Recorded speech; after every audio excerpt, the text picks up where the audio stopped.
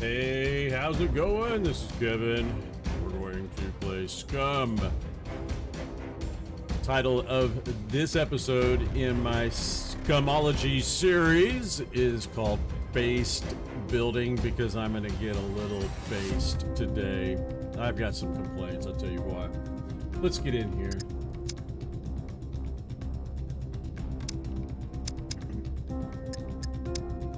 I normally don't let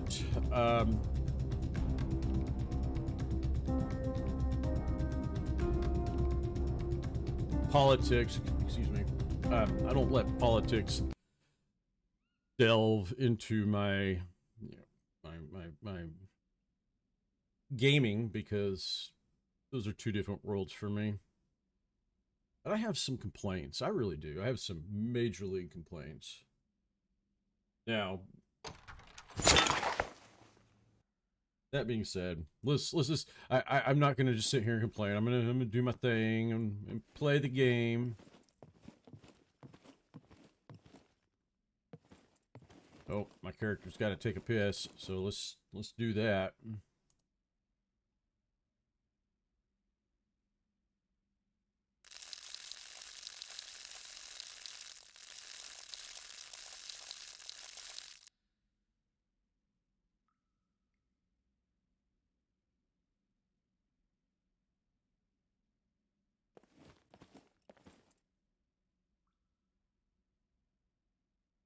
Like he's got some other things he needs to do as well.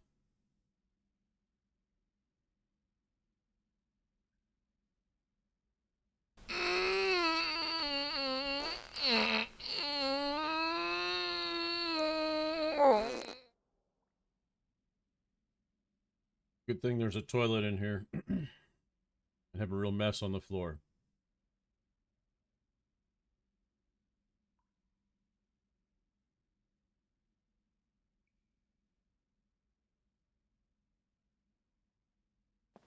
Oop, missed the toilet.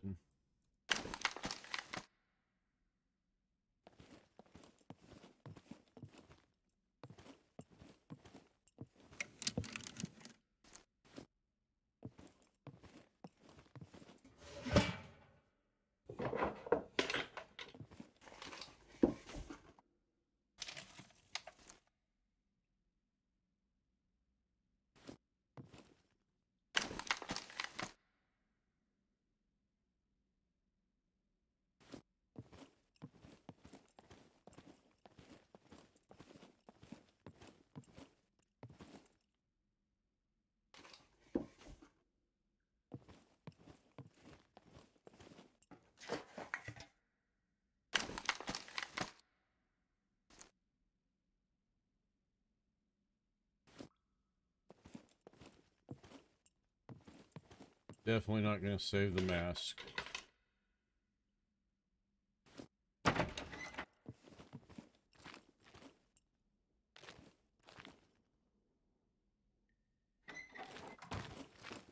Interesting.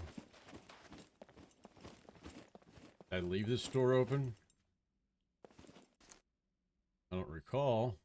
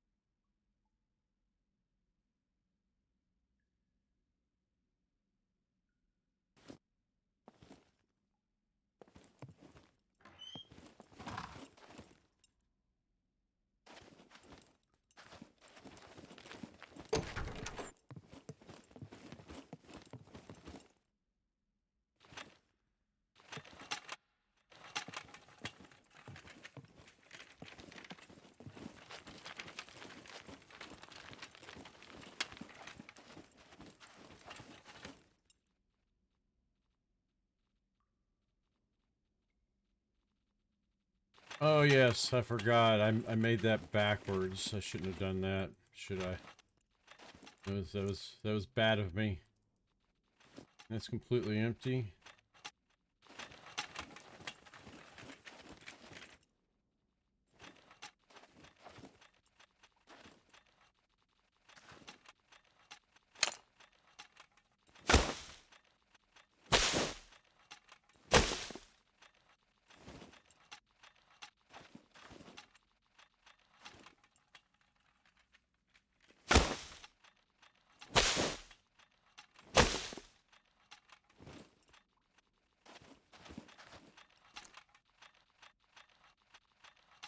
Now, let's kind of get into this right now.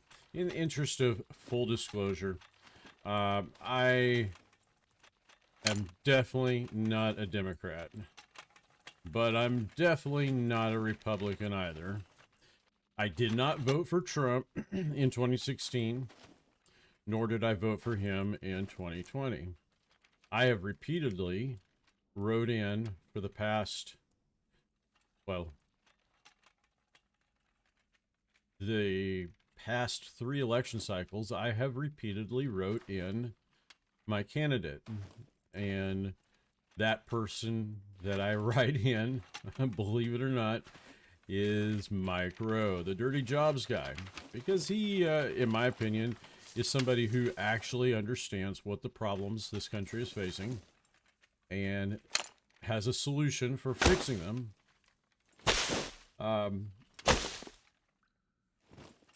And to, summarize that and put it as succinctly as possible, we have an issue with the tyranny of the expert. Groups of people who call themselves experts at a particular topic are dictating to everybody how these things should be accomplished, and oftentimes they're just giving their opinion. They're not genuinely experts at whatever they're opining about. And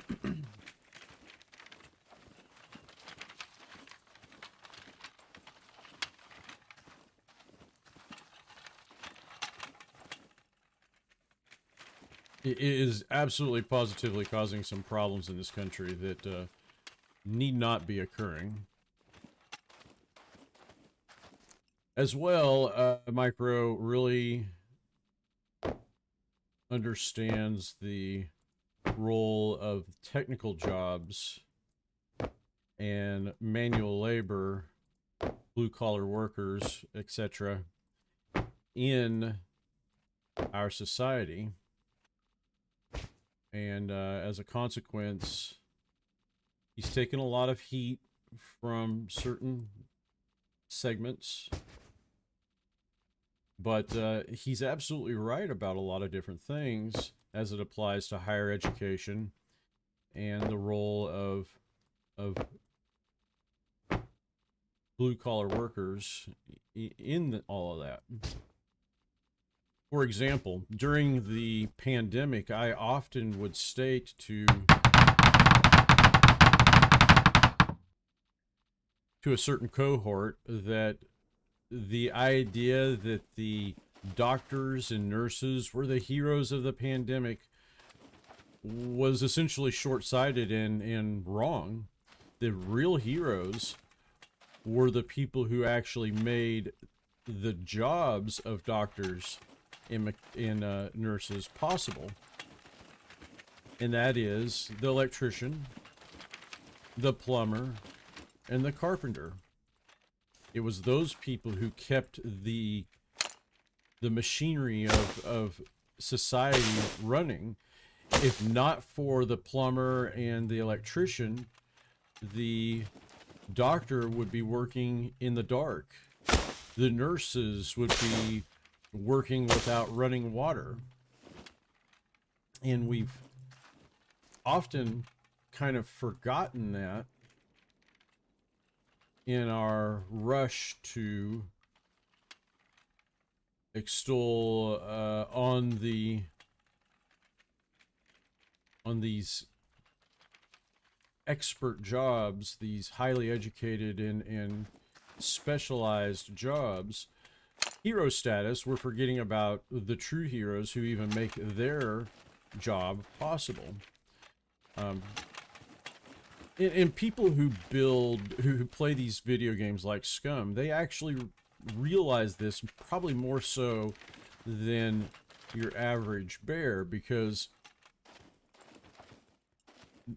these games require a hierarchy of skills, of materials, in order to build more and better and more complex and better items. They literally have to get the wood here before they can build the fence.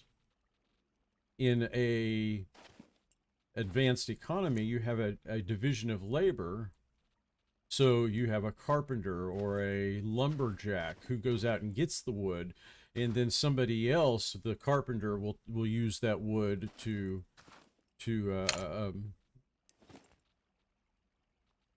oh, didn't mean to do that, to actually make what the lumberjack has you know, gathered for them.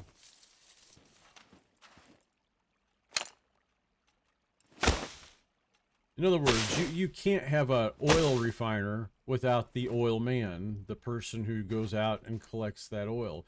You can't have a carpenter without a lumberjack. You can't have any profession that utilizes electrical devices, can't have those electrical devices without a person who can generate that electricity.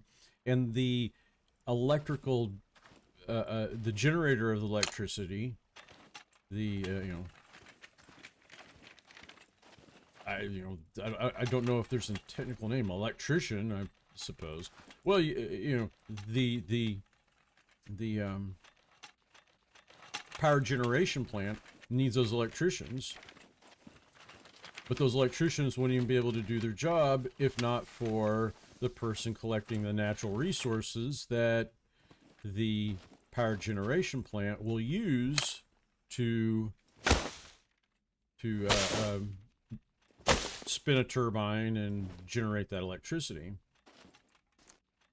So the long and short of it is that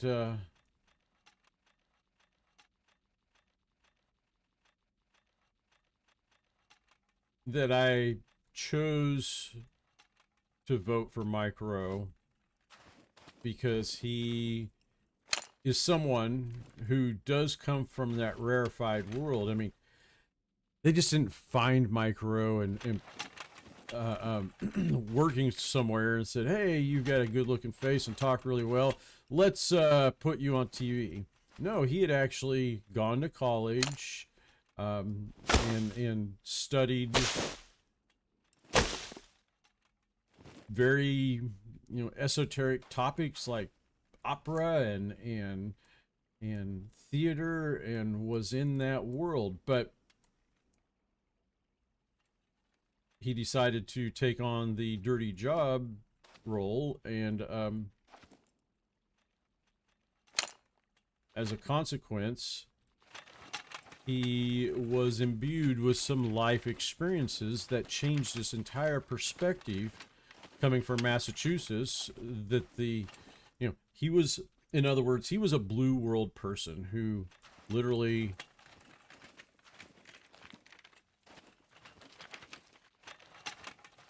you would say was someone on the left. That was his world. And as a consequence of doing the Dirty Jobs series, he had an epiphany about the relative importance of different jobs and higher education in general. That has made him a pariah on the left now. You can find entire comment sections in Reddit Reddit threads denigrating Mike Rowe. And you know, he'll show up on he's invited to shows like Tucker Carlson's show and shows that are ostensibly on the right, but he is persona non grata on CNN or the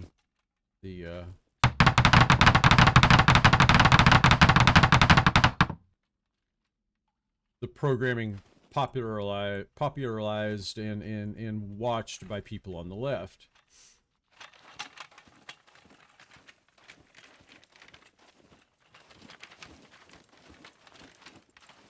And you know, the point being that I did not vote for Trump. I have my reasons why.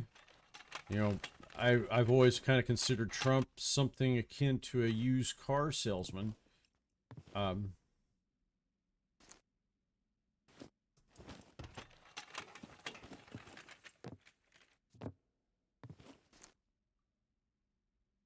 And he just wasn't the caliber of person I would have wanted for president. But, you know, that's my opinion. That's my thoughts and ideas on voting for him. But I did not want Obama as president either. I don't need a community organizer, somebody who literally kind of thinks that the worst problems this country has is racism or something of that nature, because it's not. It's really not our worst problem. We have far greater problems than that. I generally am not supportive of any type of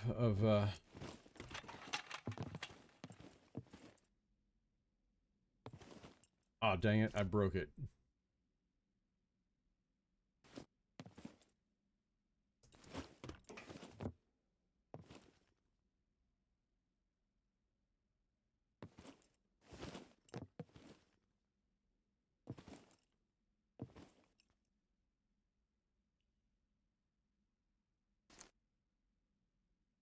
That 100%.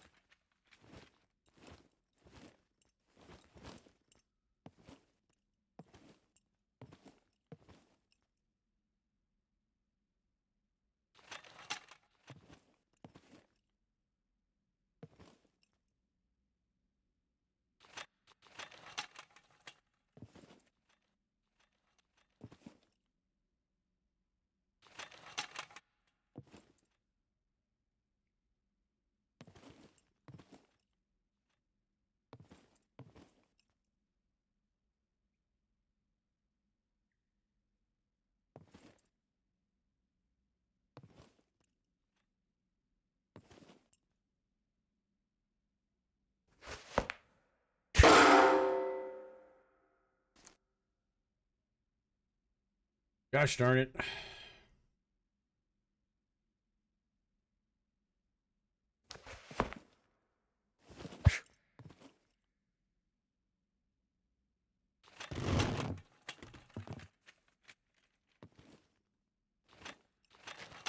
There we go.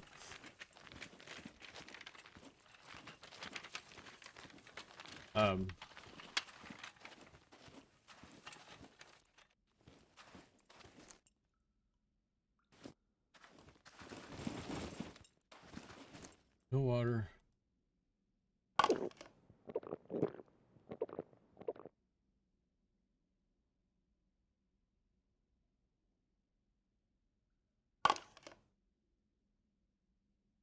Drink all that. Trump came across to me as like a used car salesman. He was boorish, brash. everything he talked about was the best this, the fastest that, the greatest this, the greatest that. And, you know, would I vote for a used car salesman as president? No. So, you know, I kind of didn't really...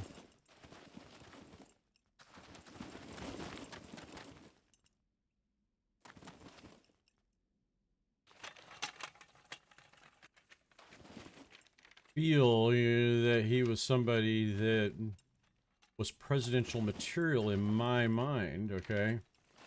That being said, people voted for him and he became president. That is the way it is. I was going to respect the choice, even if I did not agree with it. Now, that being said, there was a whole plethora of people who simply did not respect that choice, and they did everything they could to not only denigrate him personally, but denigrate those who chose to vote for him. And to me, that is absolutely positively wrong. You know, in the case of Obama, I didn't want some neo-Marxist as our president. Yet, even given that, I still respected the process. So I did not spend 8 years, you know, railing against Obama every chance I got. I did have my complaints about Obama, and they mostly revolved around policy. I won't say mostly, they all revolved around policy. It was all about policy.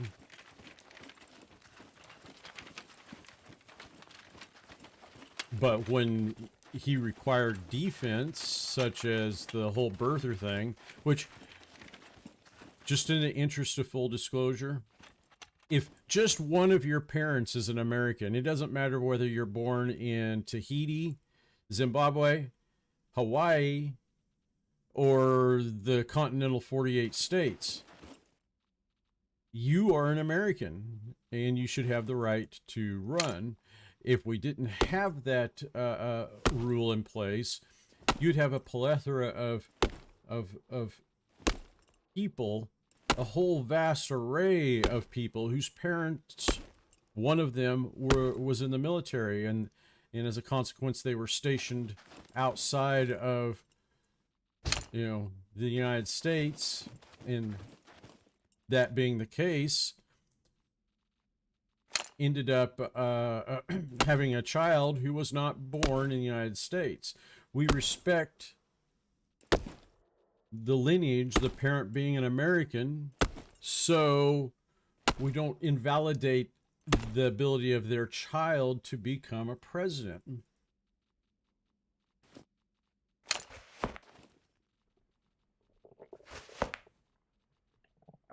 My guy says he's hungry, so I guess I better get some food for him.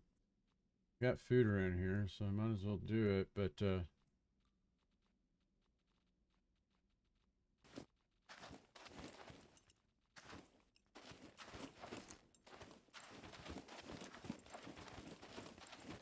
there should have been a lot. There we go. There it is.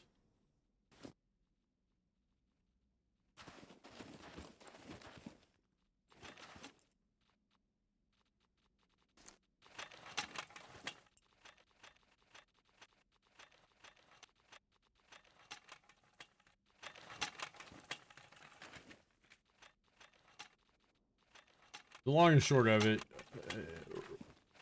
being that, you know, Obama's mom and Obama's mom was an American. She was born in the United States. It doesn't matter who her husband or who his father was at the time of his birth or where he was born. He was an American. And I wasn't going to make issue of it. And I defended him on that repeatedly, much to the chagrin of Republicans that I know, being in a red state of Kansas. I don't know how many arguments I got in with people who were Republicans, and I tried to explain that to them, and they didn't really want to hear it. They just, you know, they had their opinion. And fine, you're welcome to your opinion. Everybody is. Okay, let us eat that.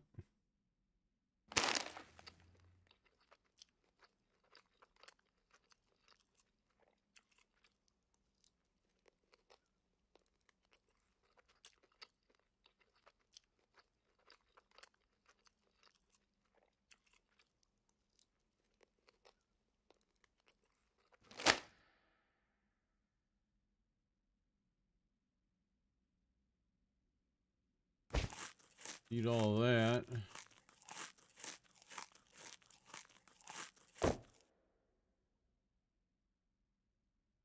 Eat this potato.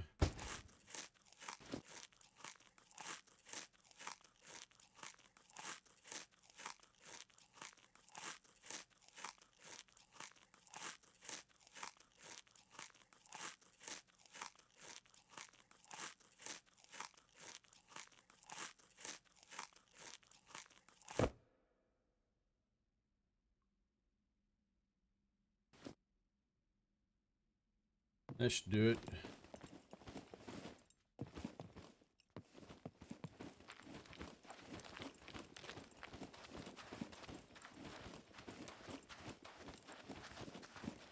I try to be fair. That's what I'm getting at here. I try to be fair in all this and not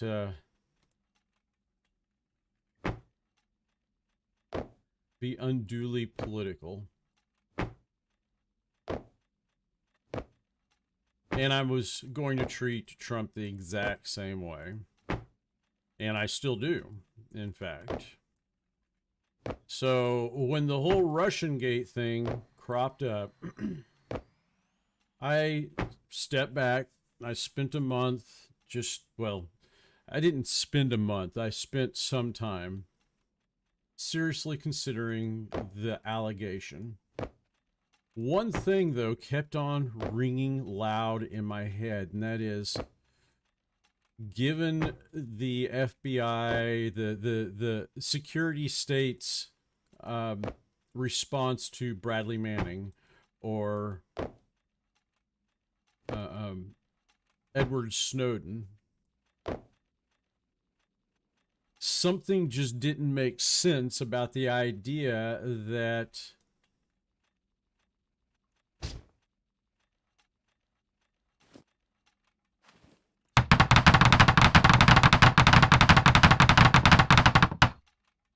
Donald Trump could be...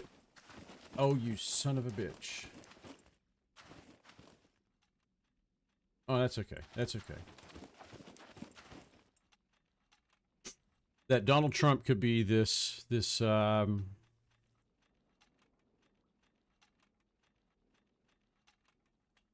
secret Russian agent working for the Russians this whole time.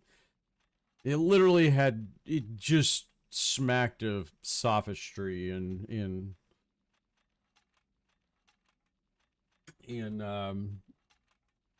there was something totally amiss about the accusation. That's what I'm getting at.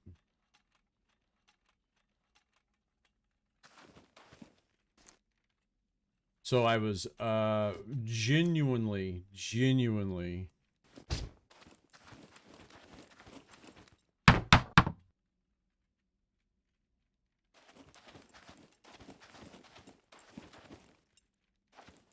unconvinced by the allegation.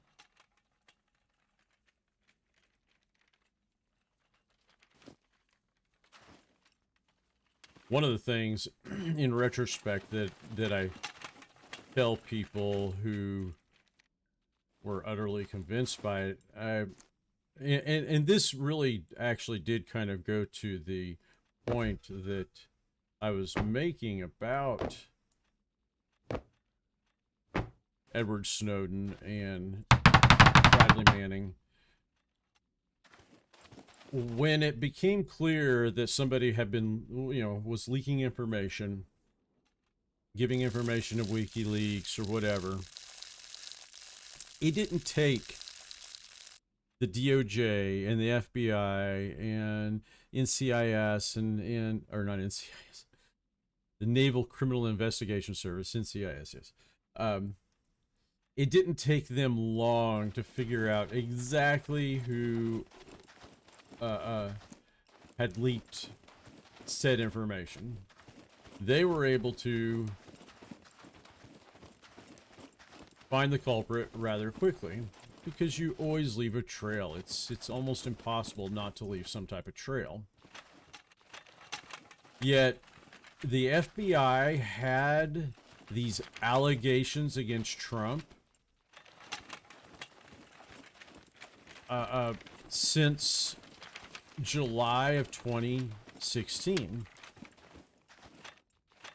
Yet even in the face of those allegations, they did nothing. Are you kidding me? They would have, right from the get-go, investigated them and try to establish some validity to those charges. They would have,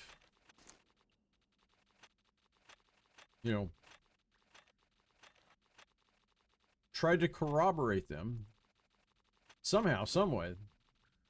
And yet we were led to believe that no, it was politically sensitive, so they couldn't do anything about it until Trump actually won. Are you kidding me? No. That doesn't pass the sniff test. It really doesn't. The assertion was ridiculous on its face. Unbelievable. Totally unbelievable.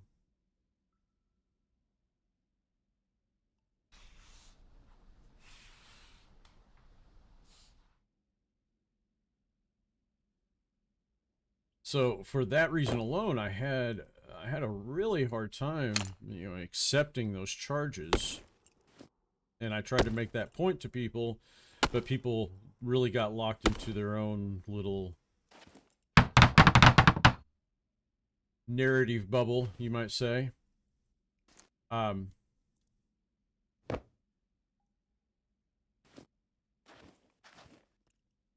it's been that way throughout the entirety of Trump's presidency. I didn't like his boorish and brash attitude. I wished he would have just stayed off Twitter. In fact, I don't even think politicians should be on Twitter at all. I don't think that level of communication is presidential. I'm not saying that communicating with the public isn't presidential, but Twitter is not the place where you convey ideas. Twitter is a place to troll people and argue. And for that reason, I didn't think any politician who's in government should be on Twitter. I really don't.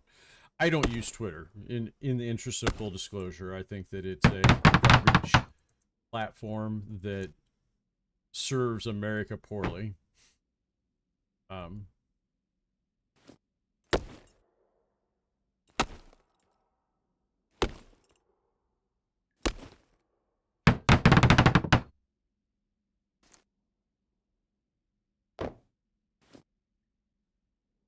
That said, it is what it is. Trump was on it all the time.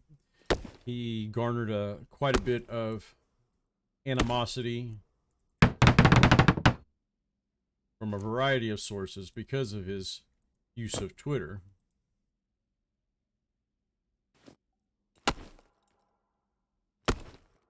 But in the grand scheme of things, because I am somewhat a student of history, if Lyndon B. Johnson had served during the modern era, he would have been considered a Trump-like personality. If Harry Truman had served during the modern era, he too would have been considered Trumpian, you might say. They were both very brash and argumentative people who had a propensity for calling people names and I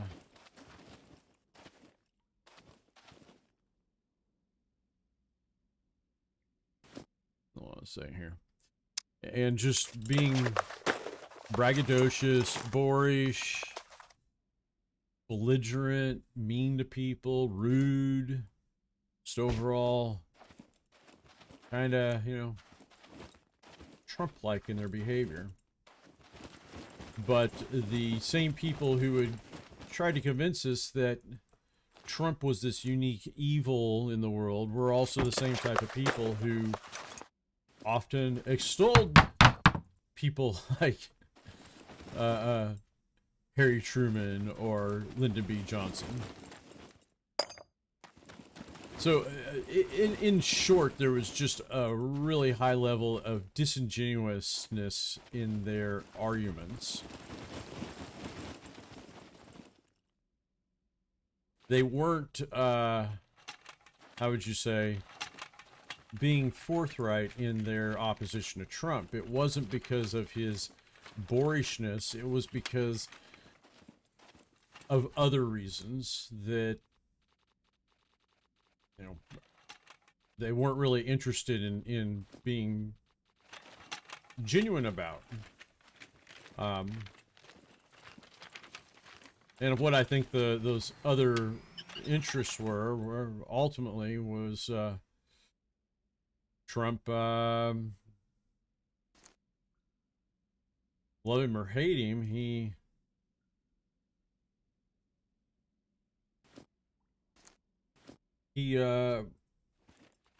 wanted to make the United States a great nation again, okay? Whatever that means to you. But for some people, that came with a whole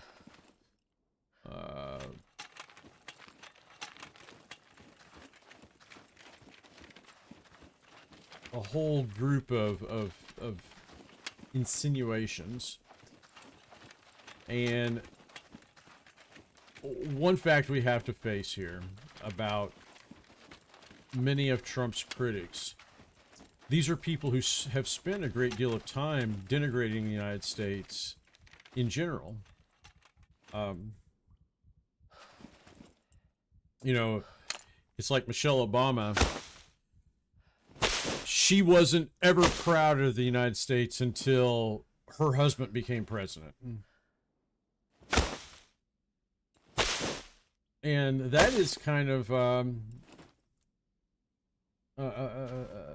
a bullshit thing to say. It really is. It's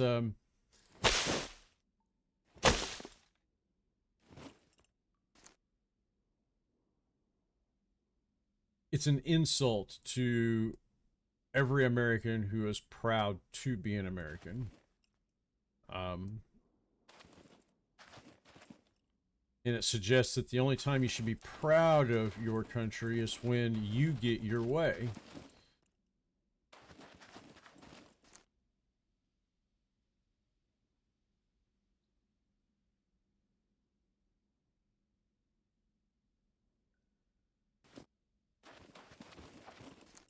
But many of Trump's critics were of that caliber. They were people who genuinely looked upon the political debates of our time not in a patriotic way, but in a tribalistic way, that America is only good when they win ethos. Now, I don't consider myself a Republican at all. I am a gay guy, okay? I have my complaints about Republicans, absolutely.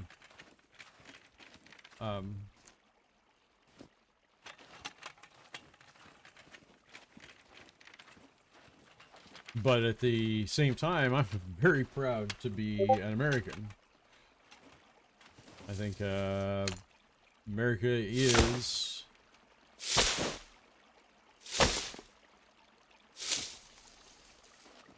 one of the better countries in the world to live in.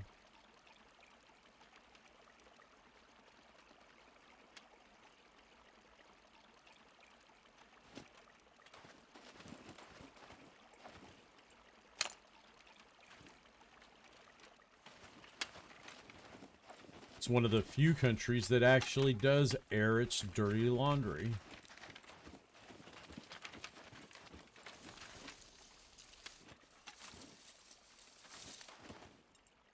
For example, how long has Turkey denied the Armenian genocide? Russia still denies the Holodomor, the mass slaughter of millions of Ukrainians that happened before World War II.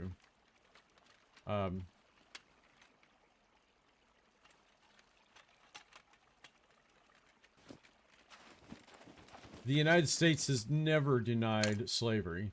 It's never denied what happened with Aboriginal Americans, aka the Indians. And I don't call Indians Indians.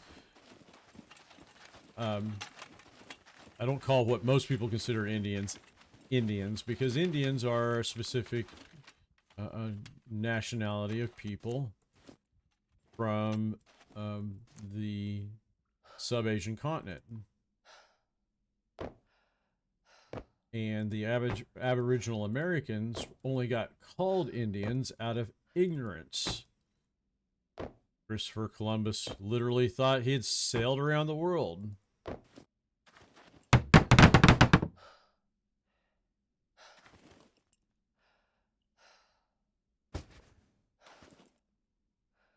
God dang it.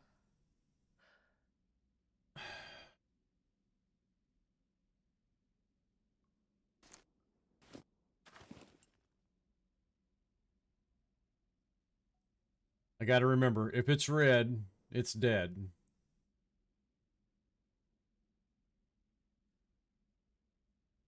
Just lost all those materials. Damn it, damn it, damn it, damn it, damn it, damn it.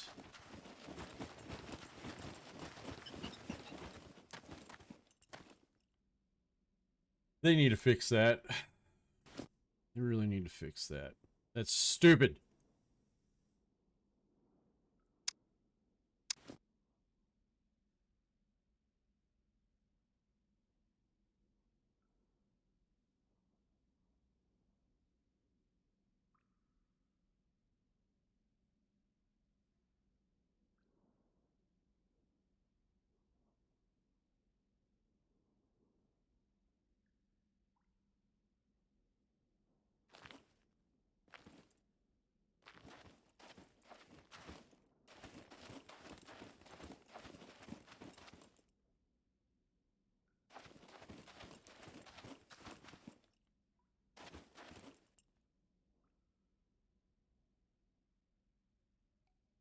Man, I need...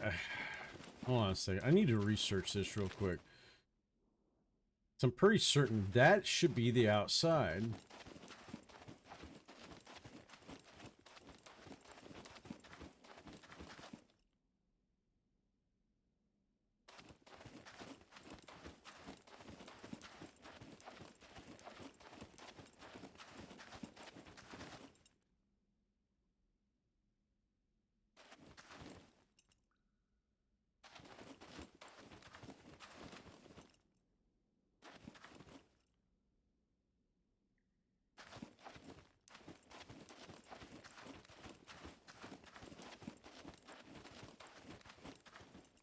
Pretty side goes in. Yep, this total waste of time sometimes. You don't get any of your resources when you take down fencing.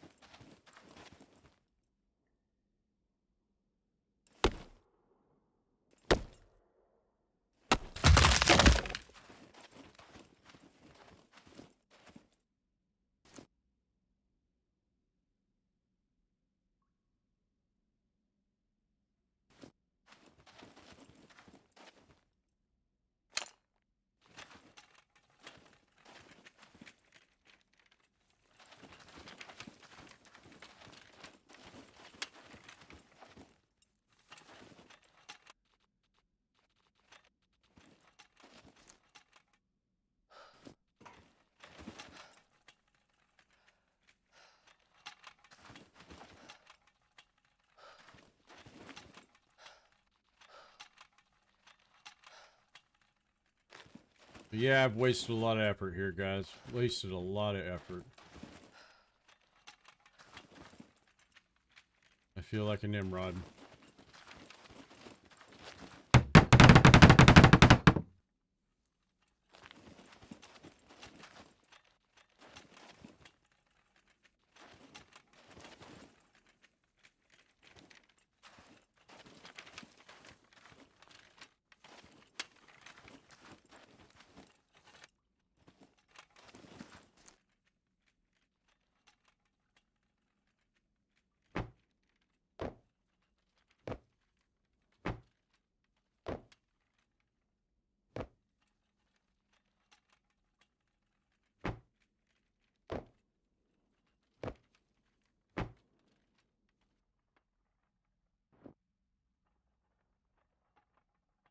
What the hell?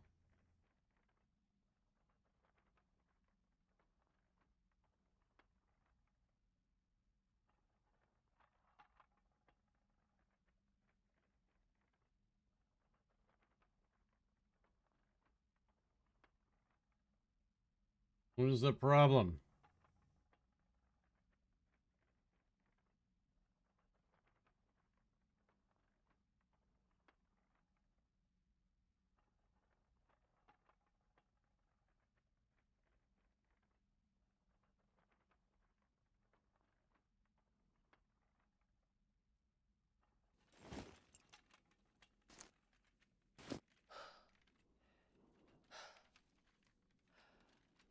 Hypothermia.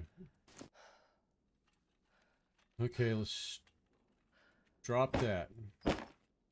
Let's drop that. Drop. Drop.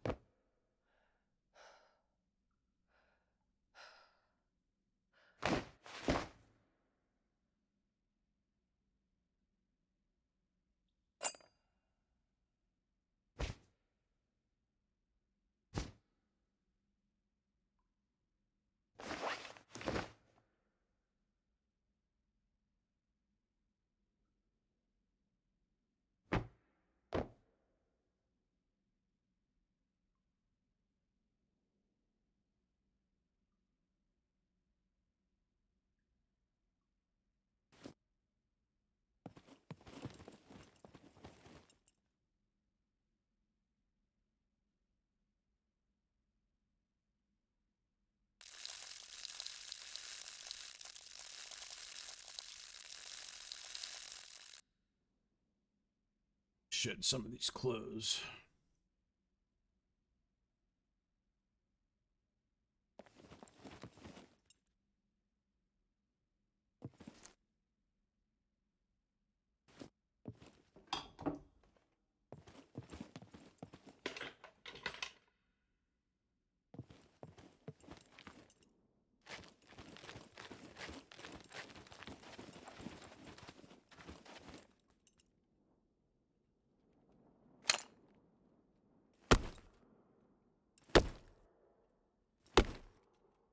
So, as I was saying,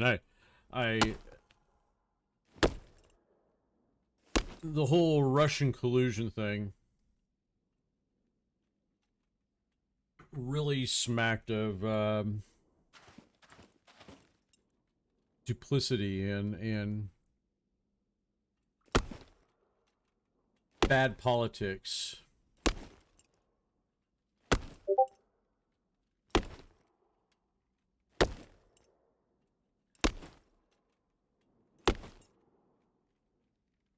It seemed to me that there was an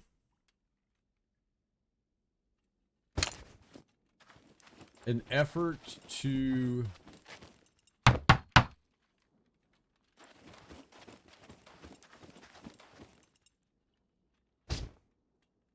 I hate using the word frame, but that's what it really was. Over and over again, you had anonymous sources, which is just code for people in the government who were willing to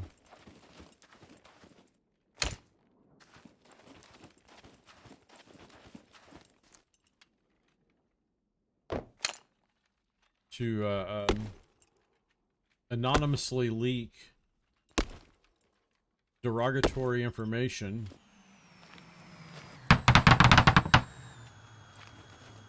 about Trump, regardless of whether it was false or not. And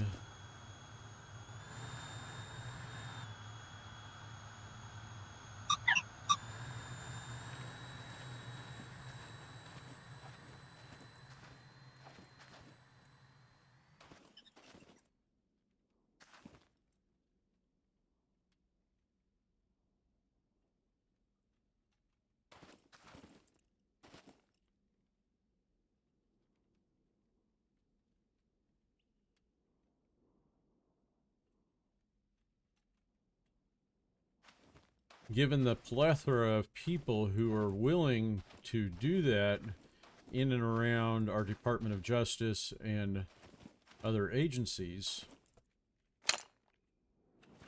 it became apparent that there was something amiss.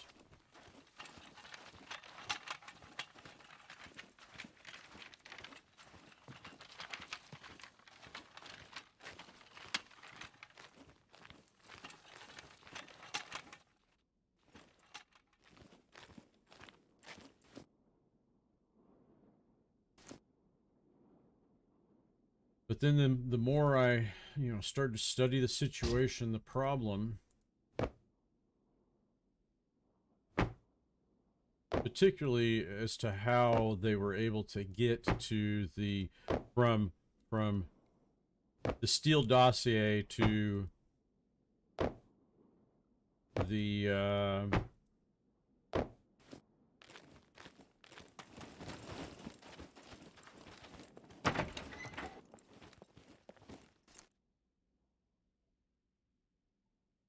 sorry, excuse me, I'm thinking about other things right now. Get from the Steele dossier that they had in January 2016 all the way to the independent counsel, Robert Mueller's independent counsel, required not just sophistry of a particular group of, how would you say, partisan actors within the government.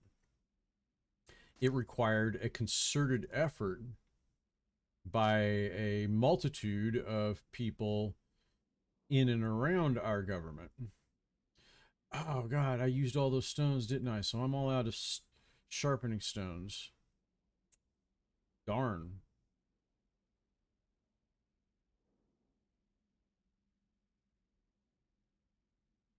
I need to go resource collecting, guys.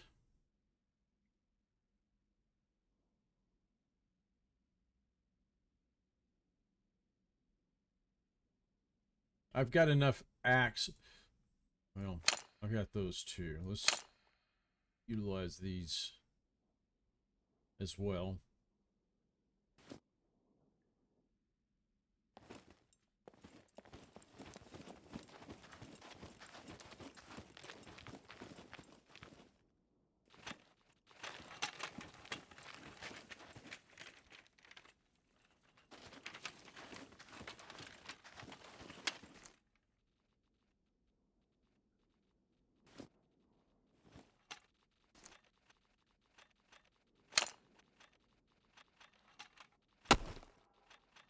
The long and short of it is, once I learned that the FBI had the Steele dossier from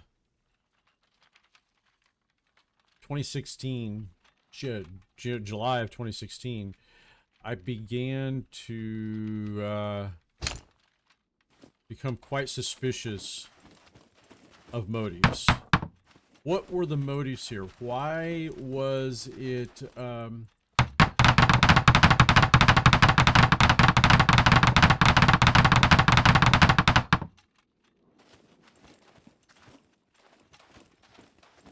why wasn't there any pushback within the agencies to what was obviously a political effort to essentially scare Trump out of the White House?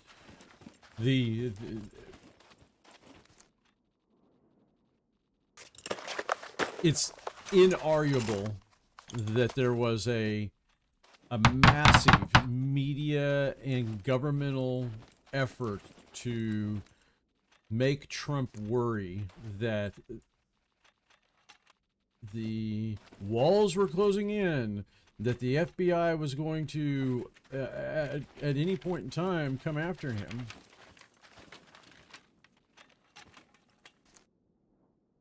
That they had the goods on him, and he was toast.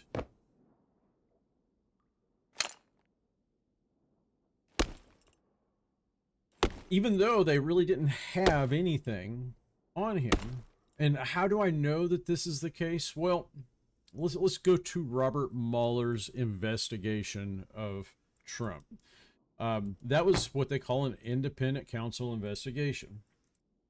And if you don't realize this, an independent counsel investigation is the most wide-reaching and broadest investigation you can conduct against an individual. There is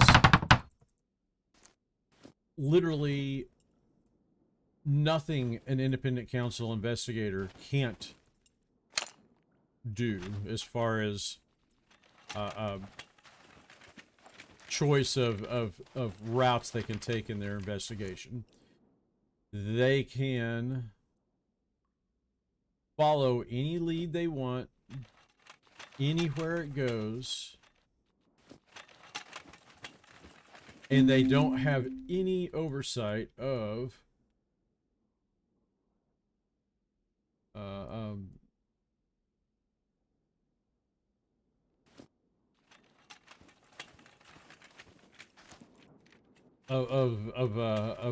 you know, there's no boss telling them, hey, you can't go here, you can't go there, you can't investigate this, you can't investigate that. That doesn't exist. That's how you could have an independent counsel investigation on Trump that started with Russian collusion, but ended up with Stormy Daniels and taxi cab medallions. They were following every lead and any lead they possibly could to get Trump out of office. That was the point of the whole thing.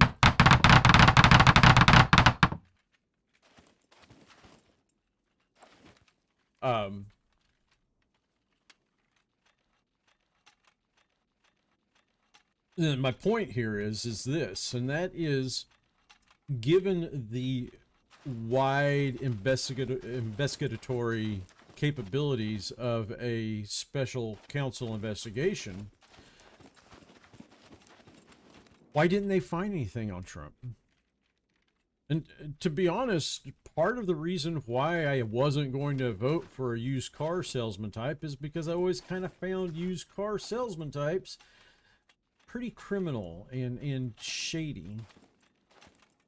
I honestly believed in 2016 that at any point in time, some information would be leaked showing that Trump did this, Trump did that, that would have completely sandbagged his entire presidency, or his campaign to become president, I should say. And that didn't happen. Then I believed once he became president, that the independent counsel investigation would probably find something. They probably wouldn't find Russian collusion. If there was any Russian collusion, I felt that the FBI would have came out with that long before Trump ever had a chance to win the White House in November, because they got the Steele dossier. They got the allegations that Trump was colluding with Russia in July of 2016. If there was any validity to those accusations, you would have seen the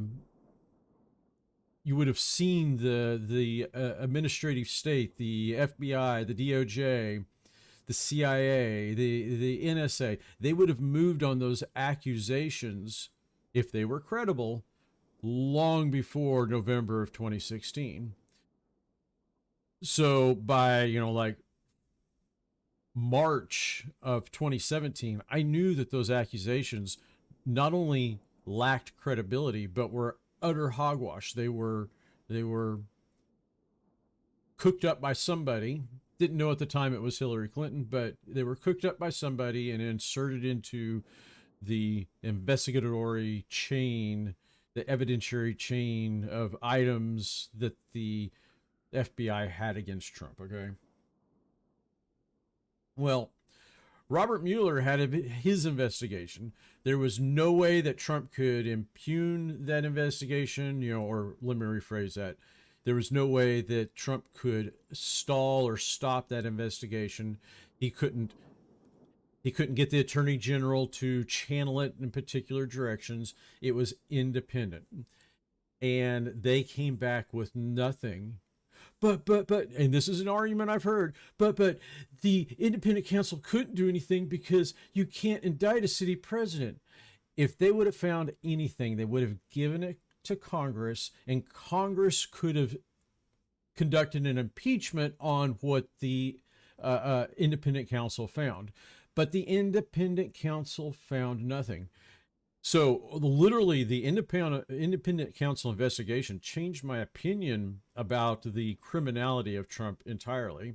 Now, granted, I didn't like his boorish and braggadocious behavior, and was still a reason why I didn't vote for him, but I couldn't go back and say, he's probably got some skeletons in his closet, because if there were, the independent counsel would have uncovered those, and they didn't. They couldn't find anything. So I,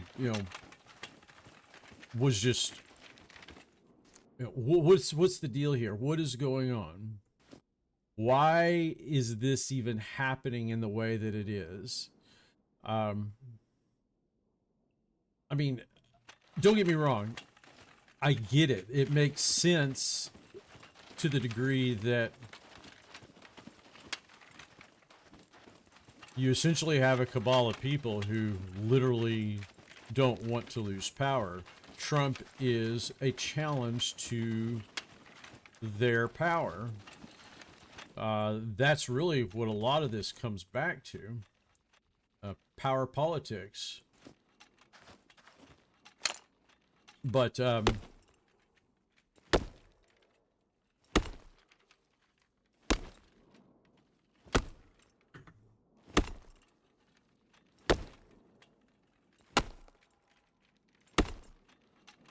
that doesn't prove criminality. In fact, it is somewhat exonerating.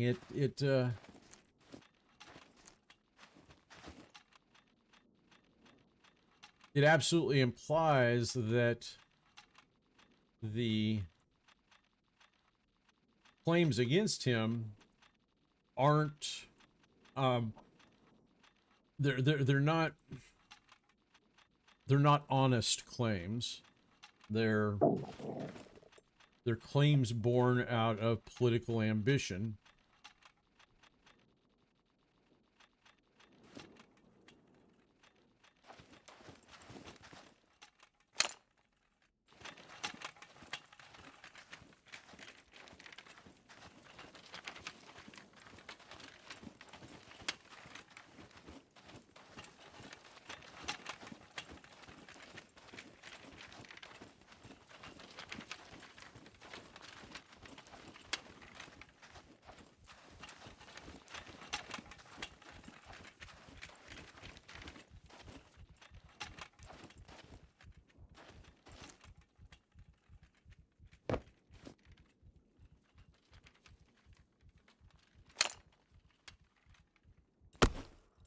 I think that the people who hate Trump the most are people who feel threatened that he could possibly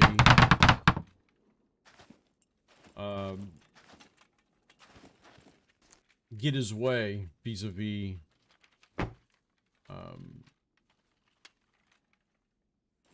his America First agenda, which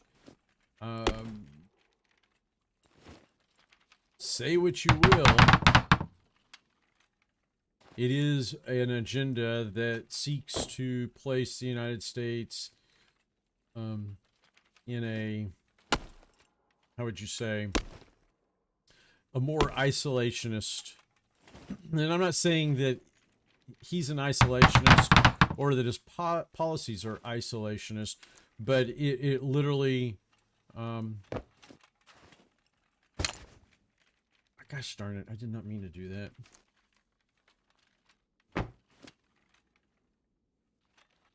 It literally is a set of policy prescriptions that is very much America First, that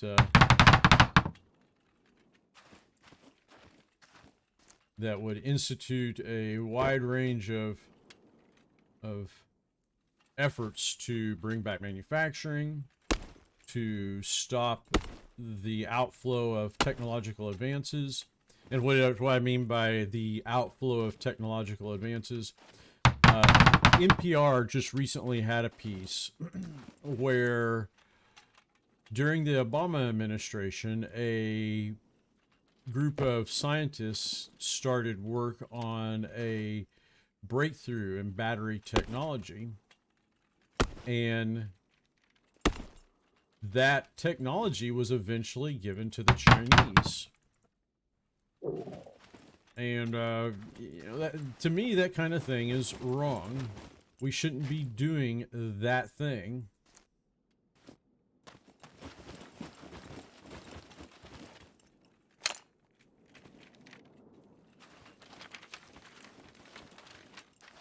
And when you point this out to some people and say, you know, we shouldn't do that, it is invariably called xenophobic and racist and isolationist and various other ists that people conjure up. And I kind of think it odd, or not odd, but coincidental, that many of the people who will call it that are also people who are invested in some of the companies who would eventually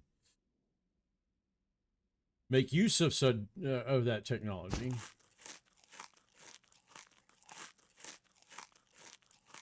With that being said, it is what it is.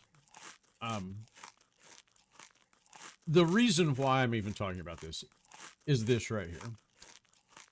I am so apathetic about all of the anti-Trump stuff. I don't care anymore. Stop whining about him.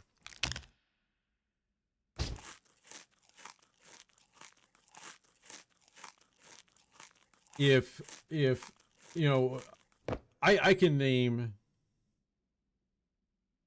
numerous political actors who have taken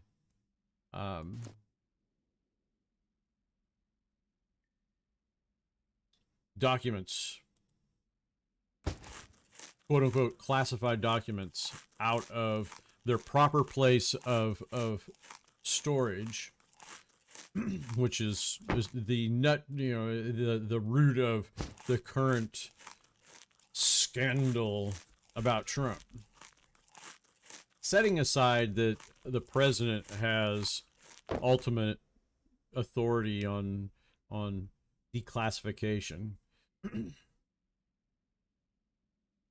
setting that all aside, we have a general issue here where Sandy Berger can take, literally stuff documents from the National Archives in his pants, get caught, and when he gets caught, tries to eat them so that there's no evidence against him. And if you don't believe me, you can look it up. Sandy Berger, Sandy Berger, I think it's Berger. But he really did this. He was a Clinton advisor during the 1990s, and he was tasked with or he was called before a 9/11 commission, and as part of his preparation, he had gone to the National Archives to do an investigation, and during the investigation, he pulled some documents out of the National Archives, stuffed them down his pants, and he tried to get out of the National Archives. He was caught, and before he could be apprehended, he pulled the documents out of his pants and then tried to eat them. Yes, it really happened.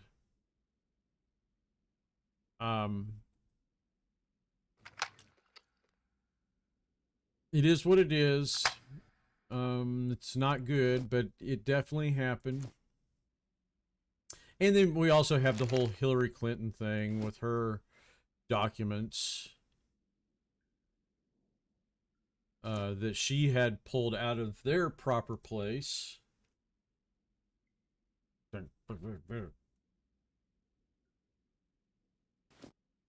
So I'm in general, when the security state starts using things like this to go after a person, a politician, I'm suspect.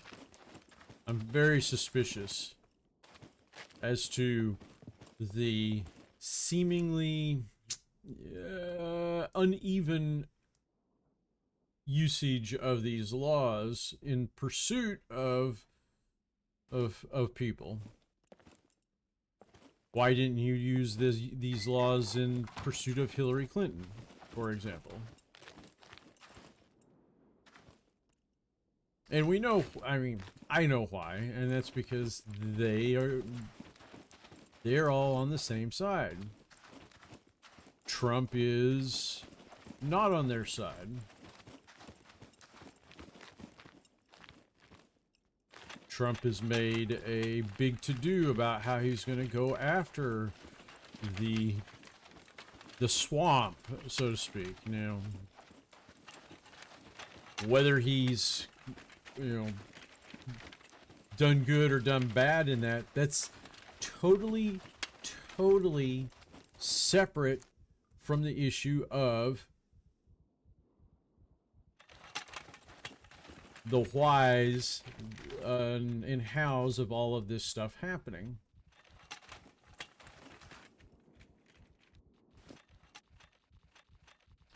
They don't like Trump. He's a threat to their power, and that's why they're going after him. That's really what it seems like to me. Excuse me.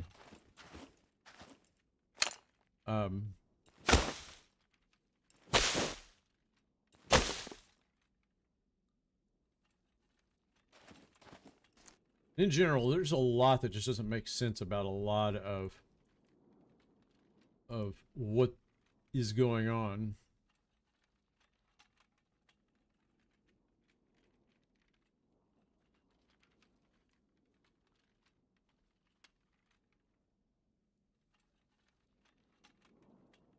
So I've just been highly suspicious, highly unconvinced by any of the complaints about Trump. The people complaining about him often have no real issue with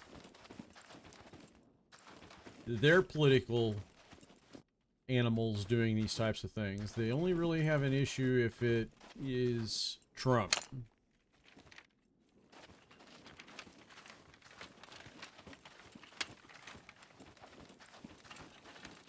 I'm also very, how would you say, unconvinced by people who spent years calling Dick Cheney Darth Vader or something like that. And then all of a sudden find a whole new respect for the Cheneys because, well, Trump. Give me a break.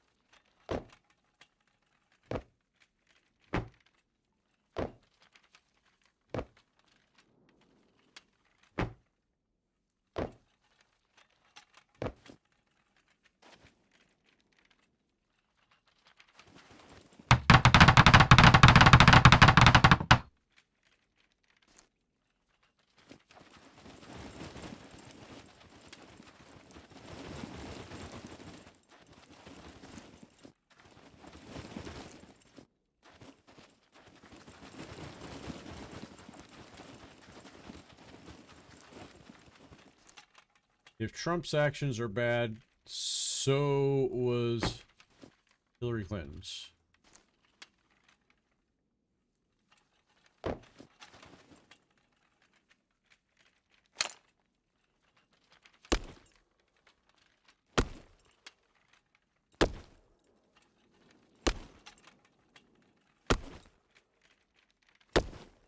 Now, one of the things that a lot of Trump supporters are bringing up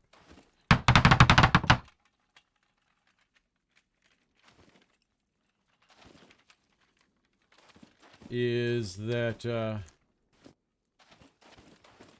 Barack Obama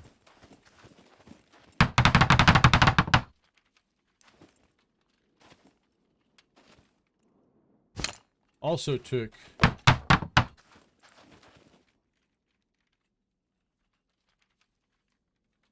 classified records that normally would have gone to the National Archive and took them to Chicago.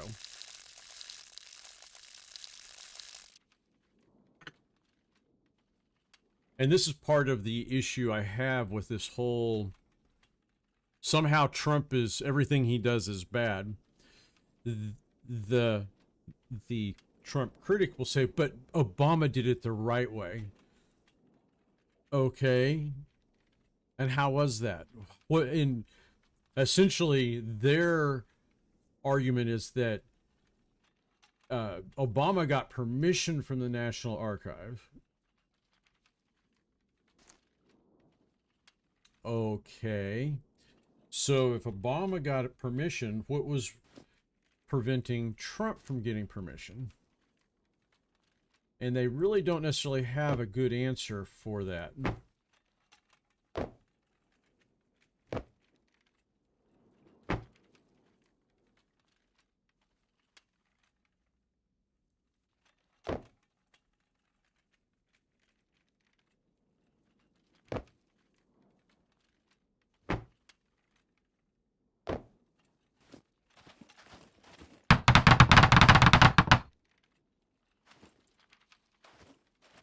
What it really seems to boil down to is that there's a set of rules for Trump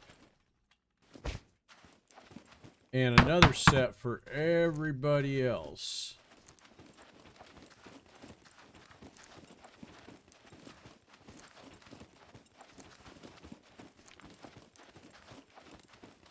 And just as a matter of course, that's wrong. That's not the way our government is supposed to work. There's this thing called the Equal Protection Clause.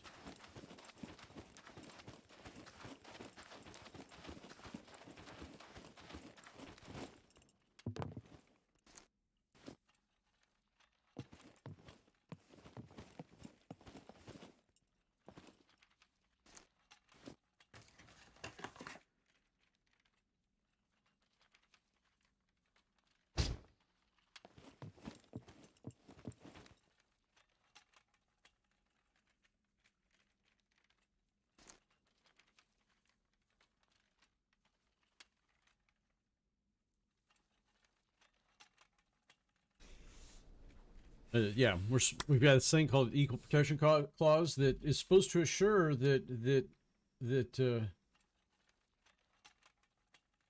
the laws are applied to everybody equally. That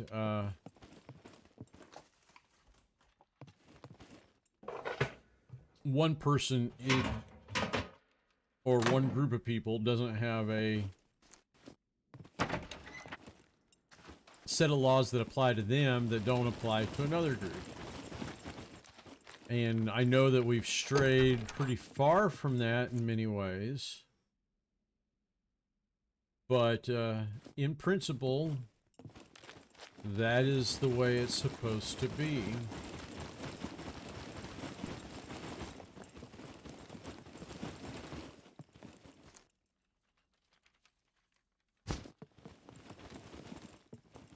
And honestly, we need to get back to that because it's the source of a lot of the problems in the United States, whether it had to do with slavery and racism or political correctness and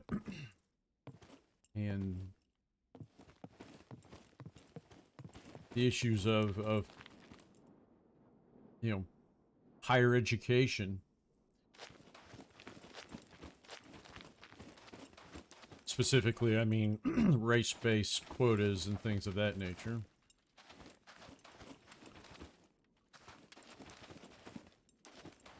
We're moving very, very far from the colorblind society that we were supposed to be. And we really need to get back to that colorblind society. Or at least the concept. Even if it hasn't been fairly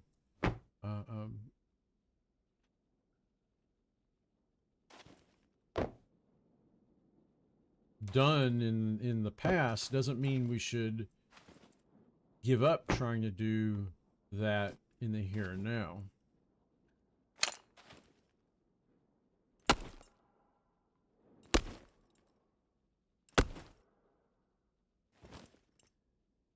Oh, you know what I forgot to do? I forgot to set the time.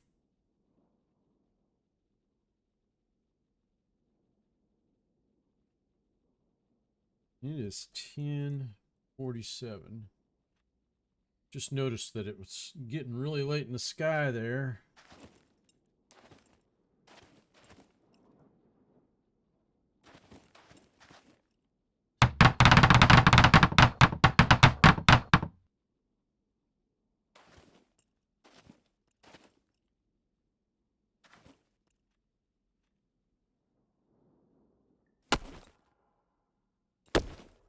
sun was getting low.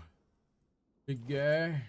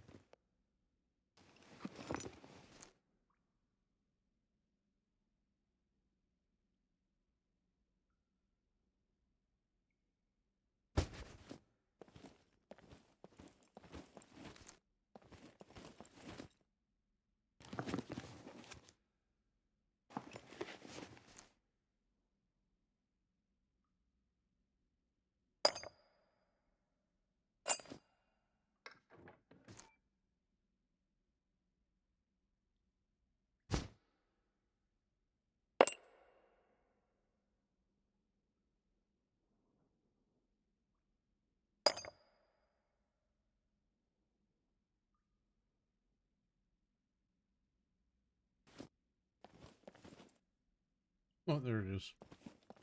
We'll come back and get that in a moment.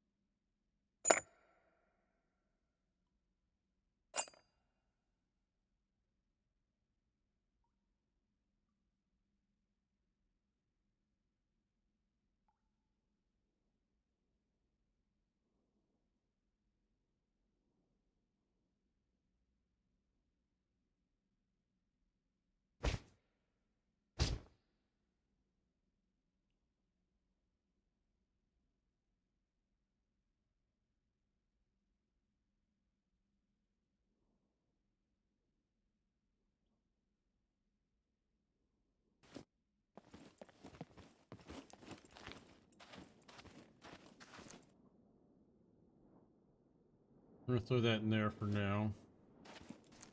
Same with the nails. 'Cause we're on the hunt for stuff.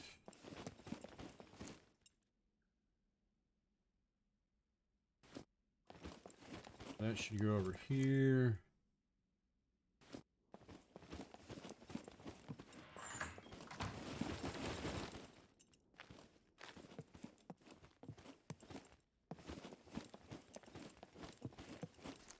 And let's put another one of these bundles of rags in there.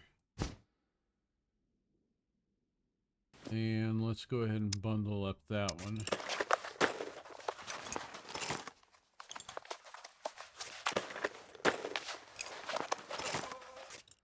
Okay, I've been playing for almost 2 hours here. I am going to take a break as well. And then we will come back and go on the search for goods. Because I need a sharpening stone, one. That's really important. I've got an axe back at the old encampment. So we want to go back over there too, possibly. And I'll drive there. But need to find food. Got to find food. There's some farms around here I can raid. We'll do that. All right. I will be back in just a few.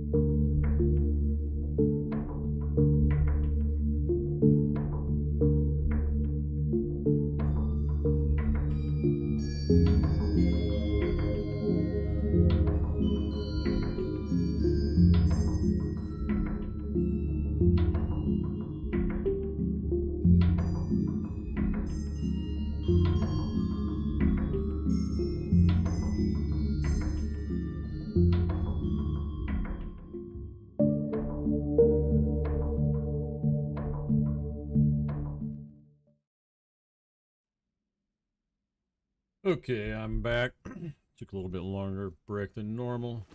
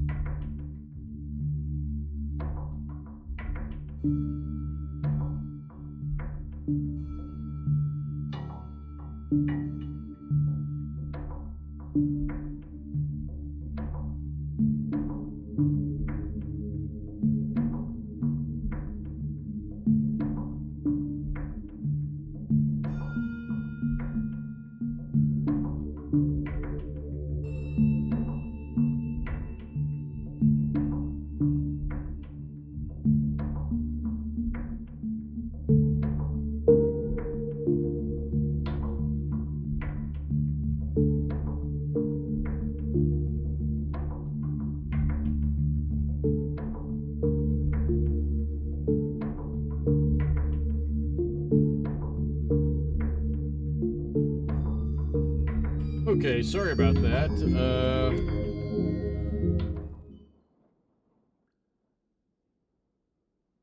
My streamer bot software, I didn't make a change that it was supposed to make, and blah, blah, blah.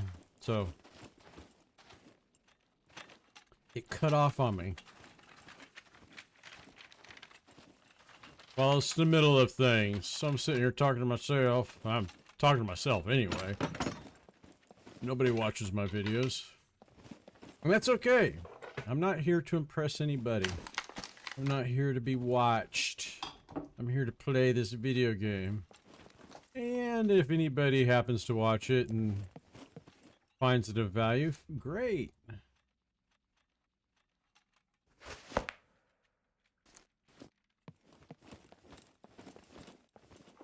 But otherwise, I'd do it for myself. If I was doing it for the views, I would be trying to monetize. And I'm not. I haven't even clicked the monetize button in YouTube. Oh, a little bit of cash. Put that there.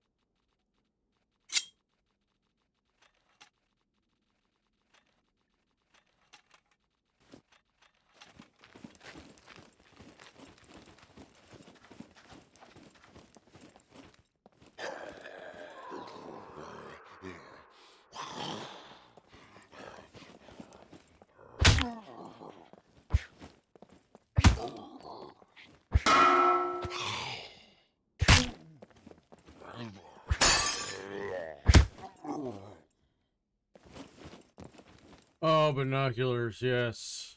Pick up binoculars.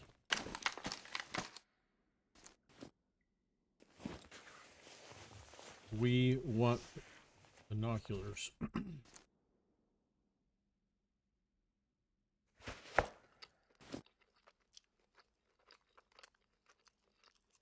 Eat this beef jerky here.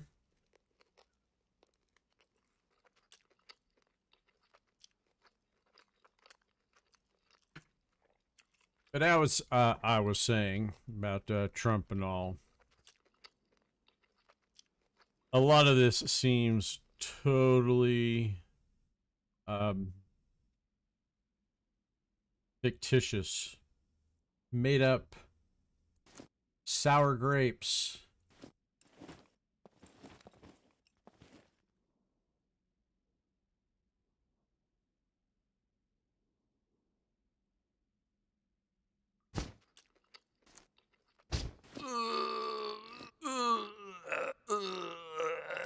I said slightly off. God dang it, I just wasted all that food.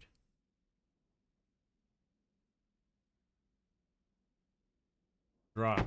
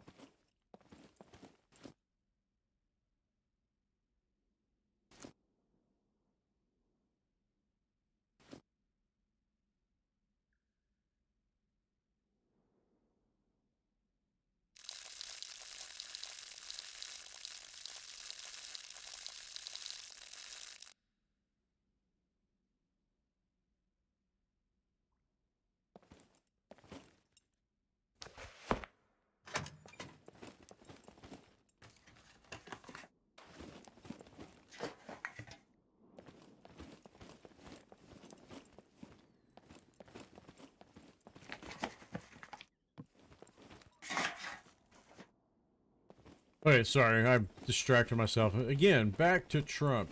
It seems a lot of what we're seeing is it's like a put on. It's It's a confidence game. So you have confidence in us. We're telling you the truth. Trump is this really bad guy. Now, honestly, I think Trump's a freaking boorish, braggadocious person, as I've already stated. But he had the... And you'll see a lot of people running around talking about nuclear codes. Now, I don't really know what the current policy on nuclear codes is in the United States, but it used to be that those were changed every 30 minutes. So the idea that he had the nuclear codes and that in any way, shape, or form that was actually a threat, you've got to prove it to me. This doesn't pass the sniff test to me. It smells rotten. It smells like the same cabal who has gone after Trump the entire time he was president.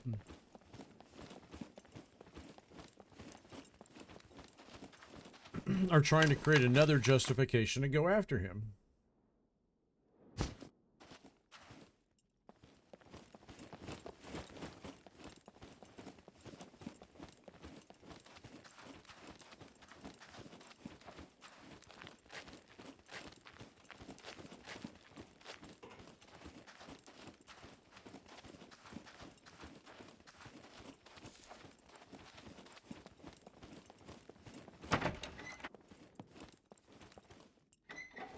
And I find a lot of these claims so highly dubious. It is...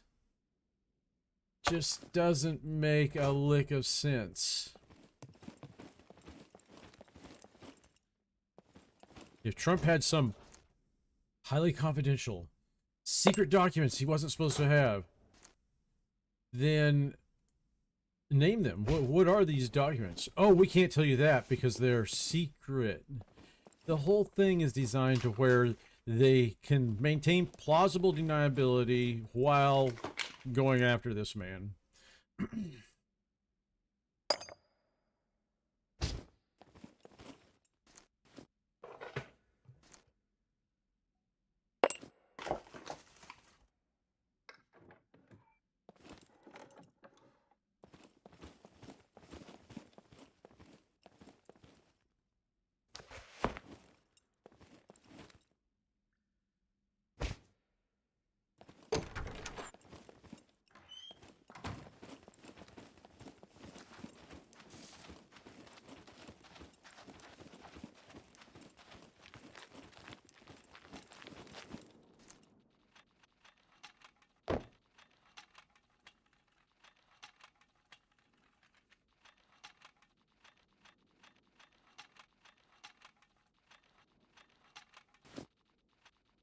Craft another bundle here.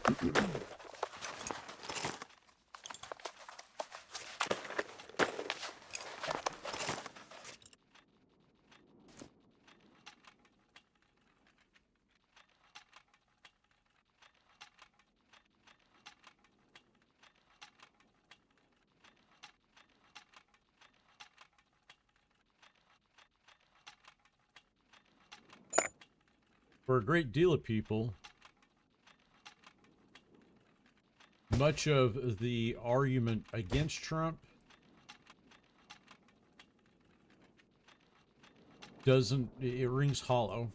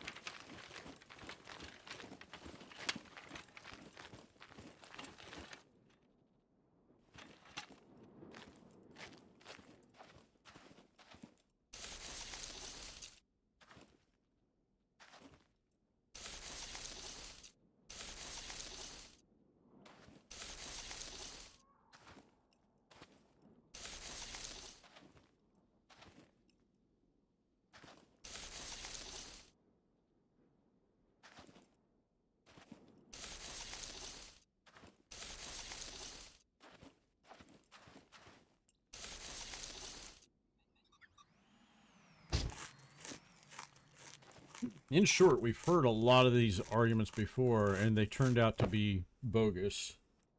And I'm the type of person, I don't accept any claims by Trump or anybody at face value. I always double check everything. And one thing I found as it applies to Trump is that there's a great deal of, oh, Trump said this, he did that, and then when you actually dig into what he supposedly said or did, there's a great deal of, how would you say, obfuscation in the narrative. You know, to me, the prime example of this is the good people on both sides argument. You literally had a man who said, the man, Trump, that is, say,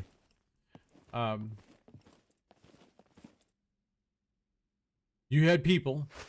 Now, I'm not talking about the neo-Nazis and Antifa people,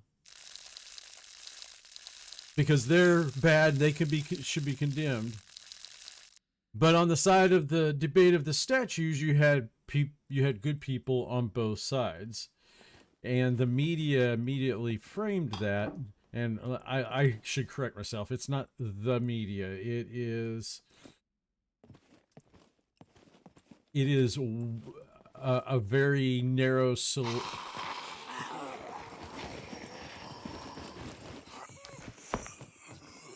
Come on down, so I can beat the crap out of you.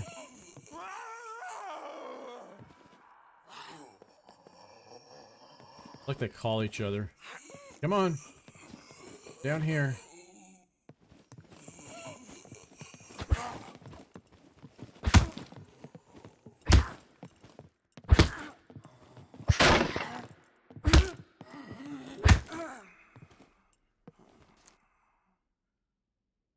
Okay.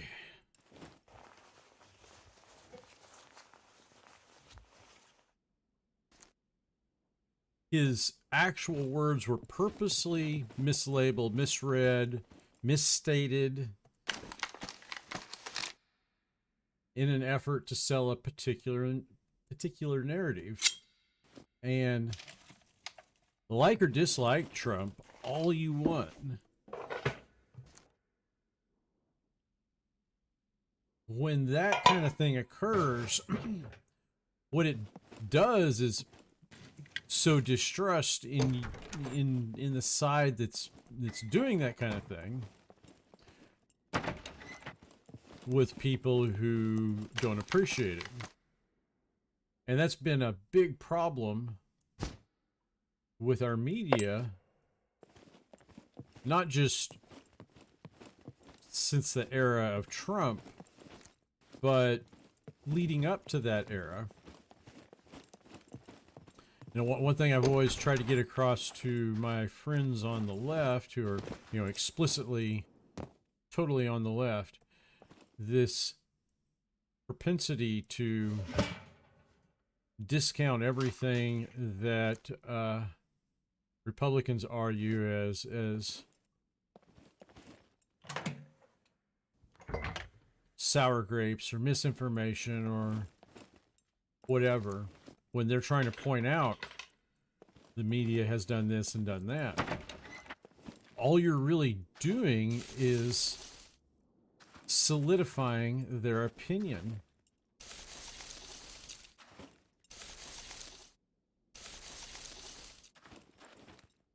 You're doing your side a disservice,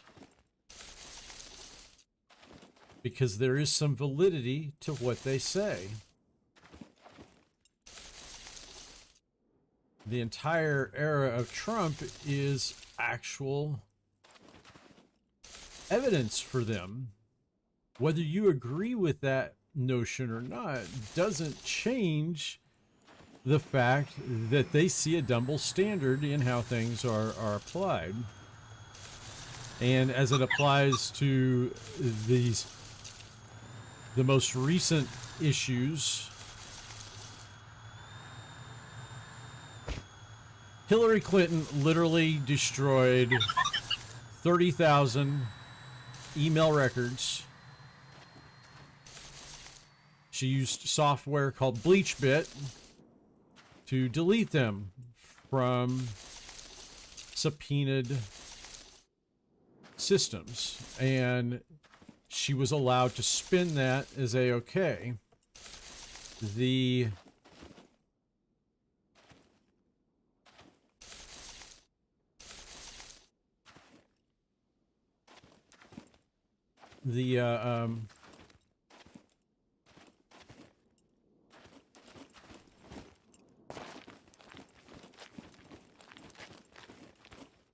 FBI and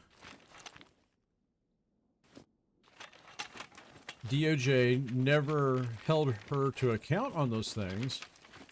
Consequently, from the point of view of Republicans and those who support them, there absolutely is a double standard now in how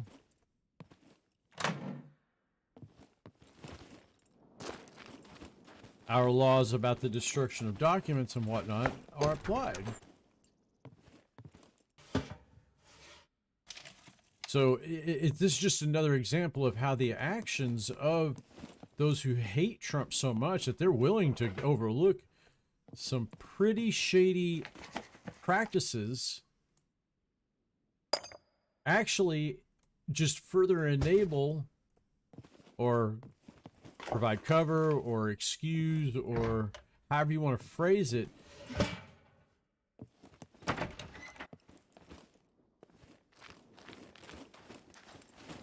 it's giving Republicans a reason to believe there is a double standard.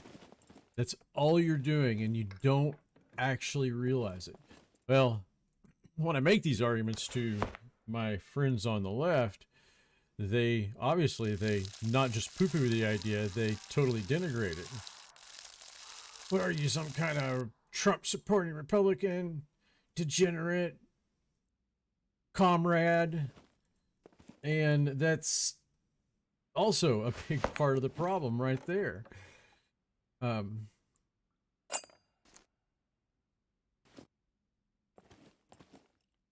you don't, logically and honestly deal with the crux of someone's argument, and you just use insults, ad hominem and straw man arguments to brush it aside, you're not actually doing your side any favors. You are literally putting yourself into a box where you're ignorant of their actual argument.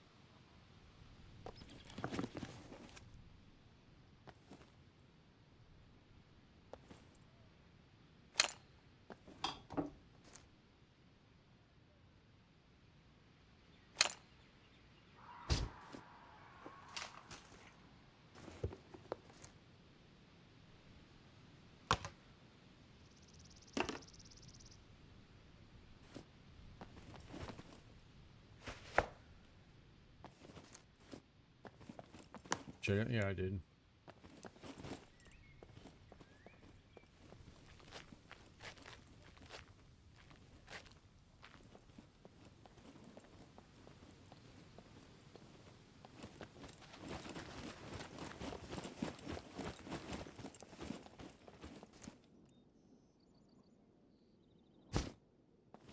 Yeah, I'm grabbing clothing now.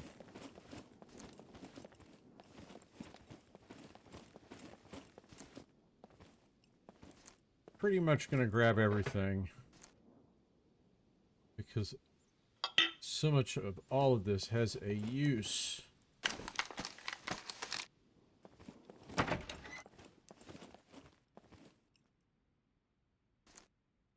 God, I wish hiking boots had inventory on them.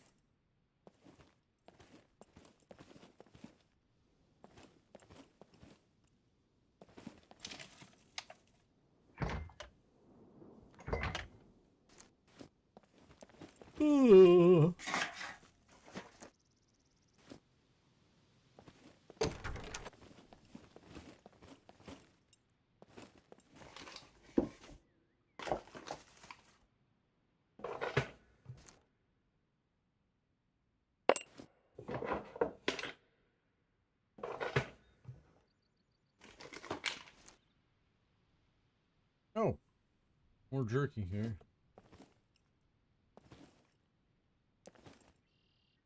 Yeah, I did search that.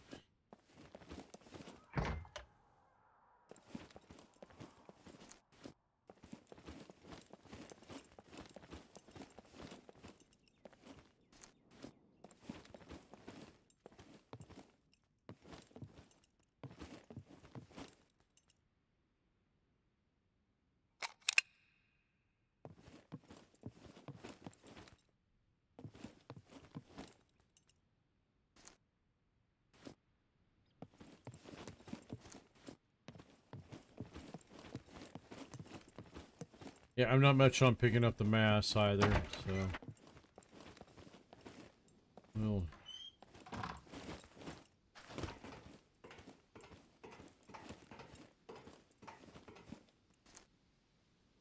not pick them up.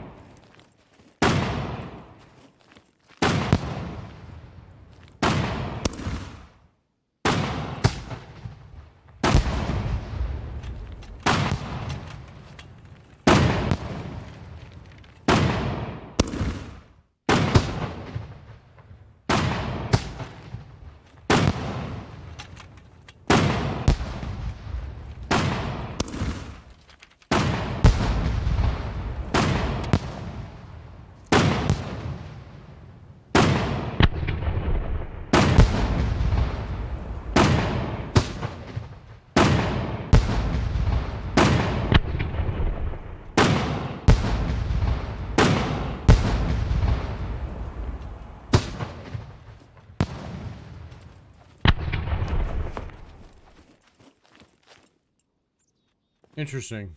Didn't draw them at all.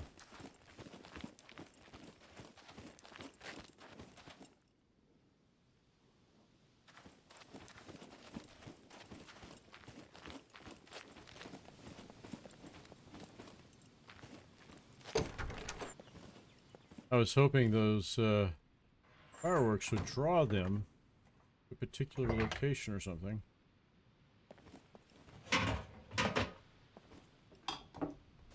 At least that was always my assumption. And boy, was I wrong.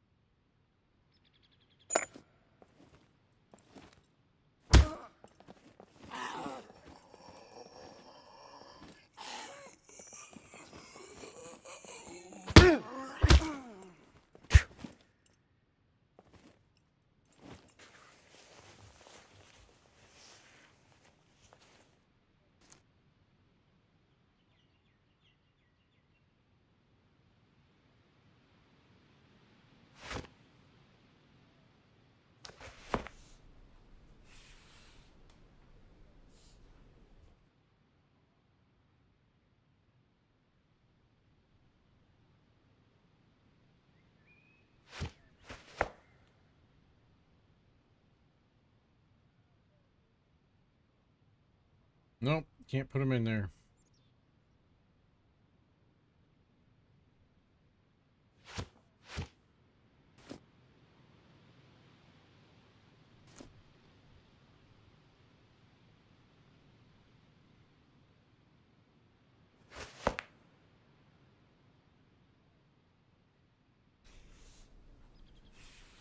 So, as long as I can keep on repairing these, I'll continue to do so.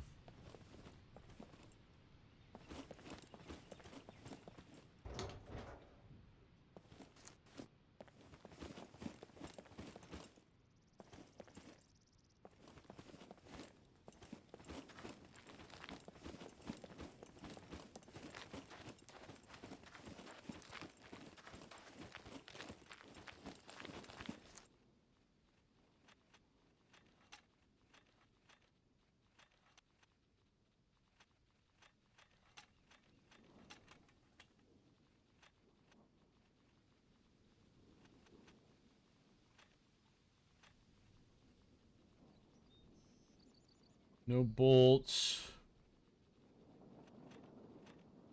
Just drop those. I don't want the shoes. Is right here. Can I cut these up? Nope.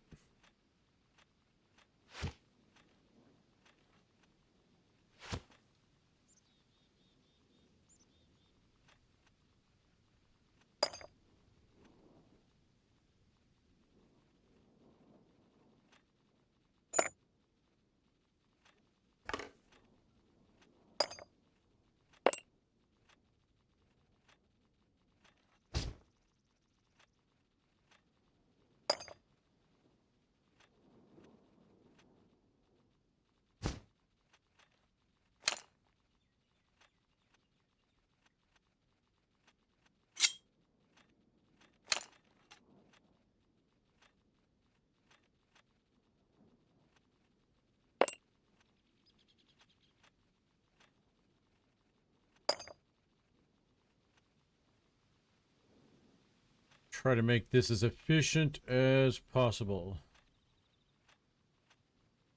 Go ahead and drop that to the side for a quick moment.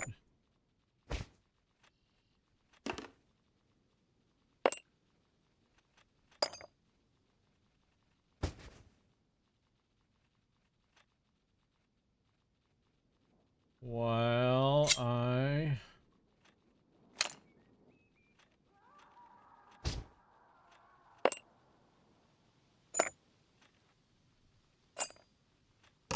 try to pack all this in here a bit more efficiently.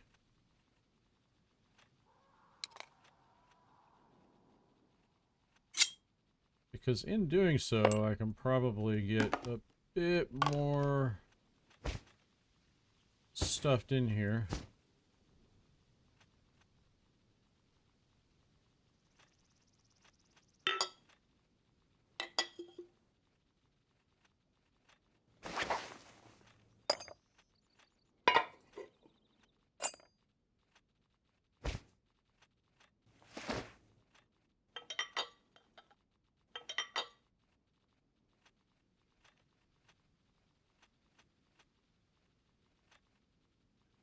And yes, I'll definitely be able to get a bit more stuffed in here. In fact, let's go ahead and do that right there.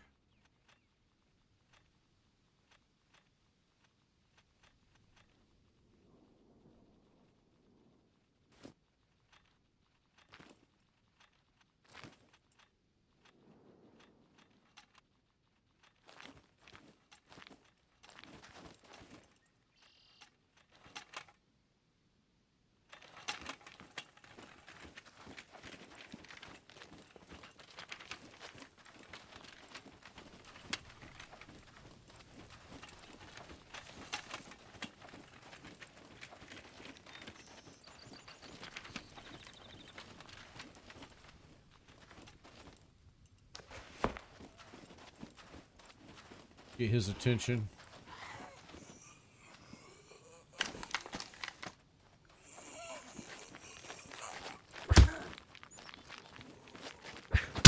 Ow.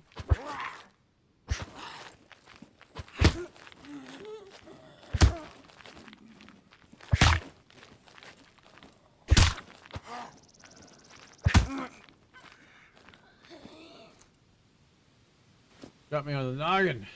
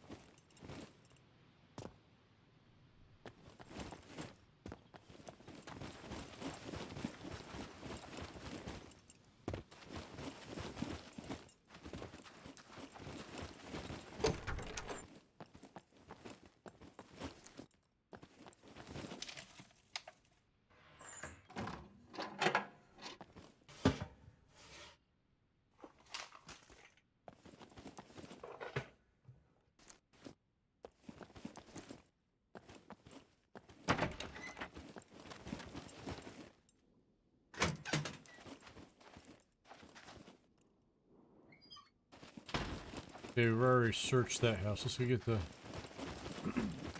I actually am going to have to bring this to a close here really soon. And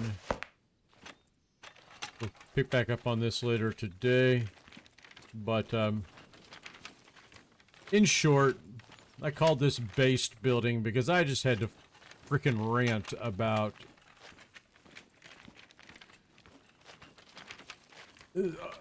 this BS search warrant on Trump. And it's utterly BS. If they were actually applying a standard and were doing so in a way that it was something that applied to all, Hillary Clinton would have undergone the same thing. But we were allowed to just, oh, we're gonna trust her on all of this. But Trump, no, we can't trust him at all. We're gonna raid his house. Oh no, now we can't call it a raid. It's an execution of a search warrant. This is like the spying thing. When you surveil somebody, that is colloquially called spying. Now, if you want to quibble about that, that says more about you than it says about the target of your spying.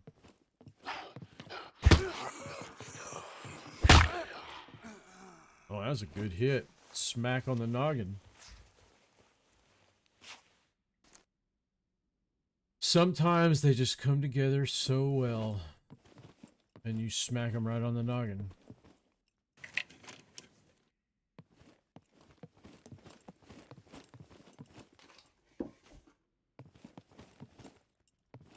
Oh, looky there, a hiking backpack.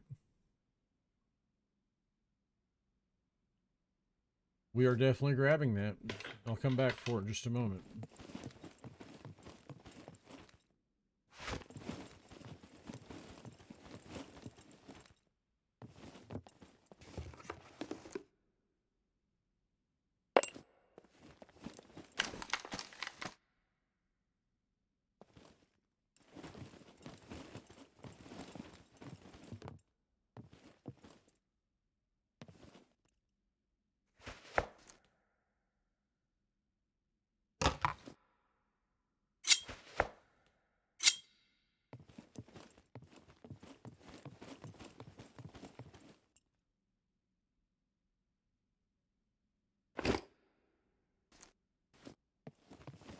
I did, yeah, and this, I did check that. Yes, I did.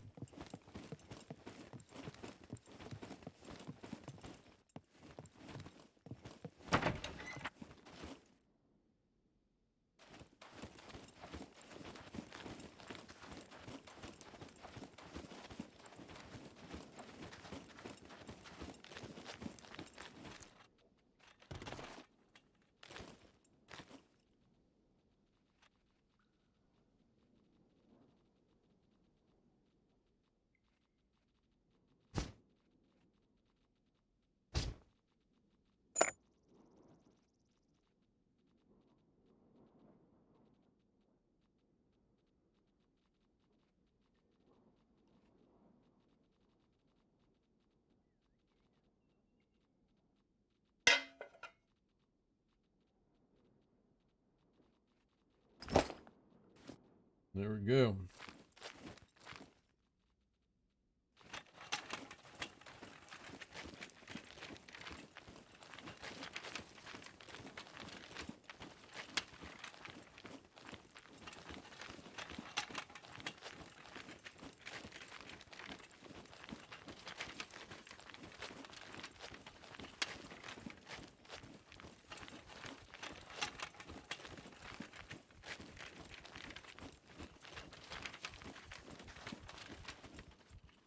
Actually, let's not leave it in the grass. Let's leave it in the road.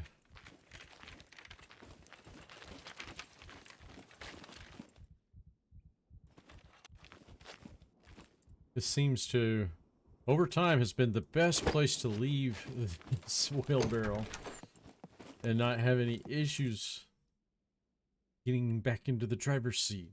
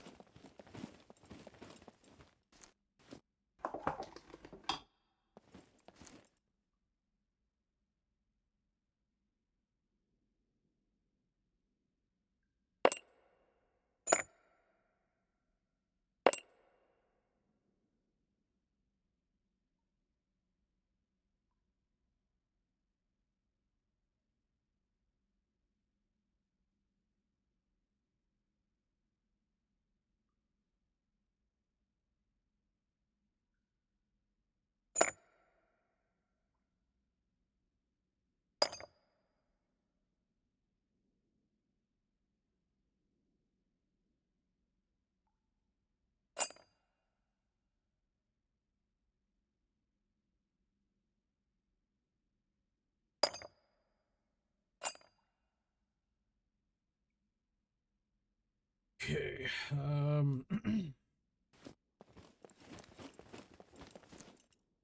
Paper was over here, was it not? It was.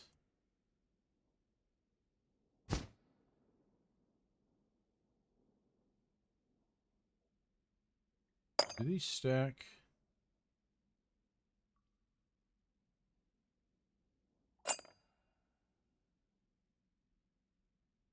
Nope. I'm gonna put the flares in there too.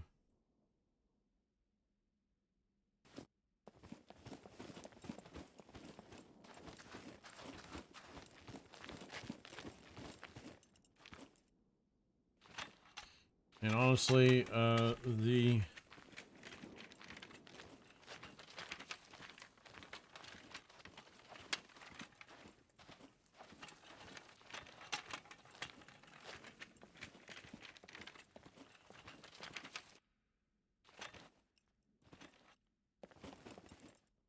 workshop seemed to be a good place to drop things as well. Or drop the wheelbarrow, I mean.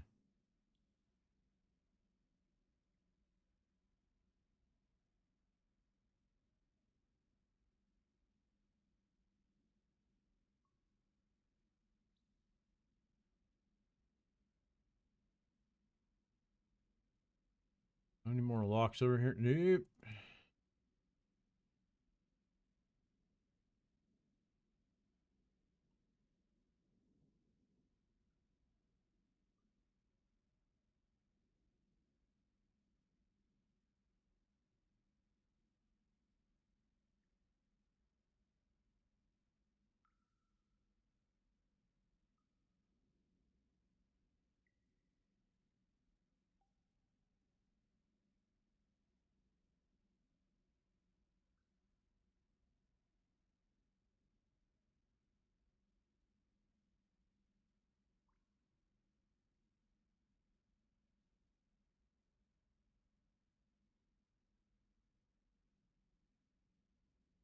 Definitely gonna need to build another chest here.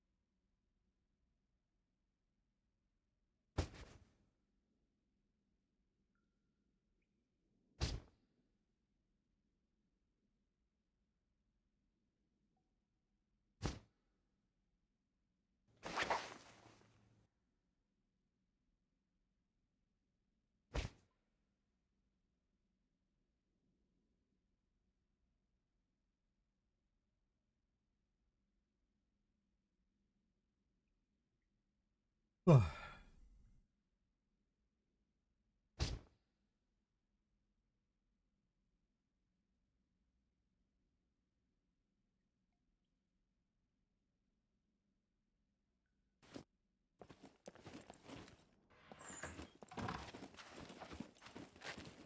it's 12:28. I've been playing for 3 hours, 15 minutes.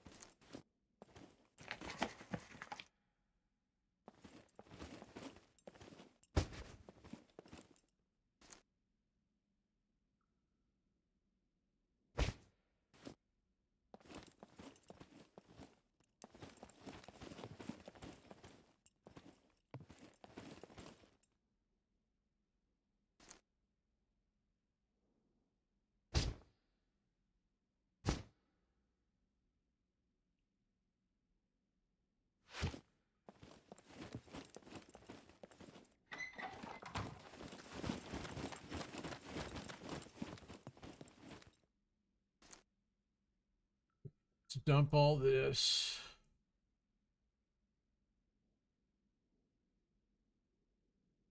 Before I go.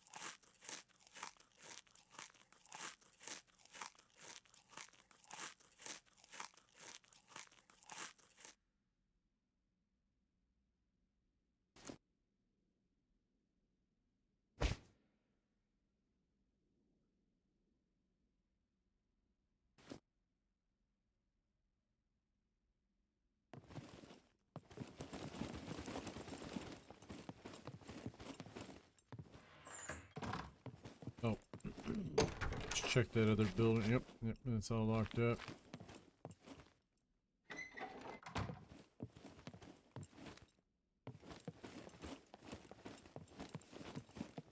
Okay, I think I'm going to go ahead and log for a while. Might be back later on today to play some more. But I'm going to do some family stuff, and then I will maybe come back. All right, take it easy. Peace out.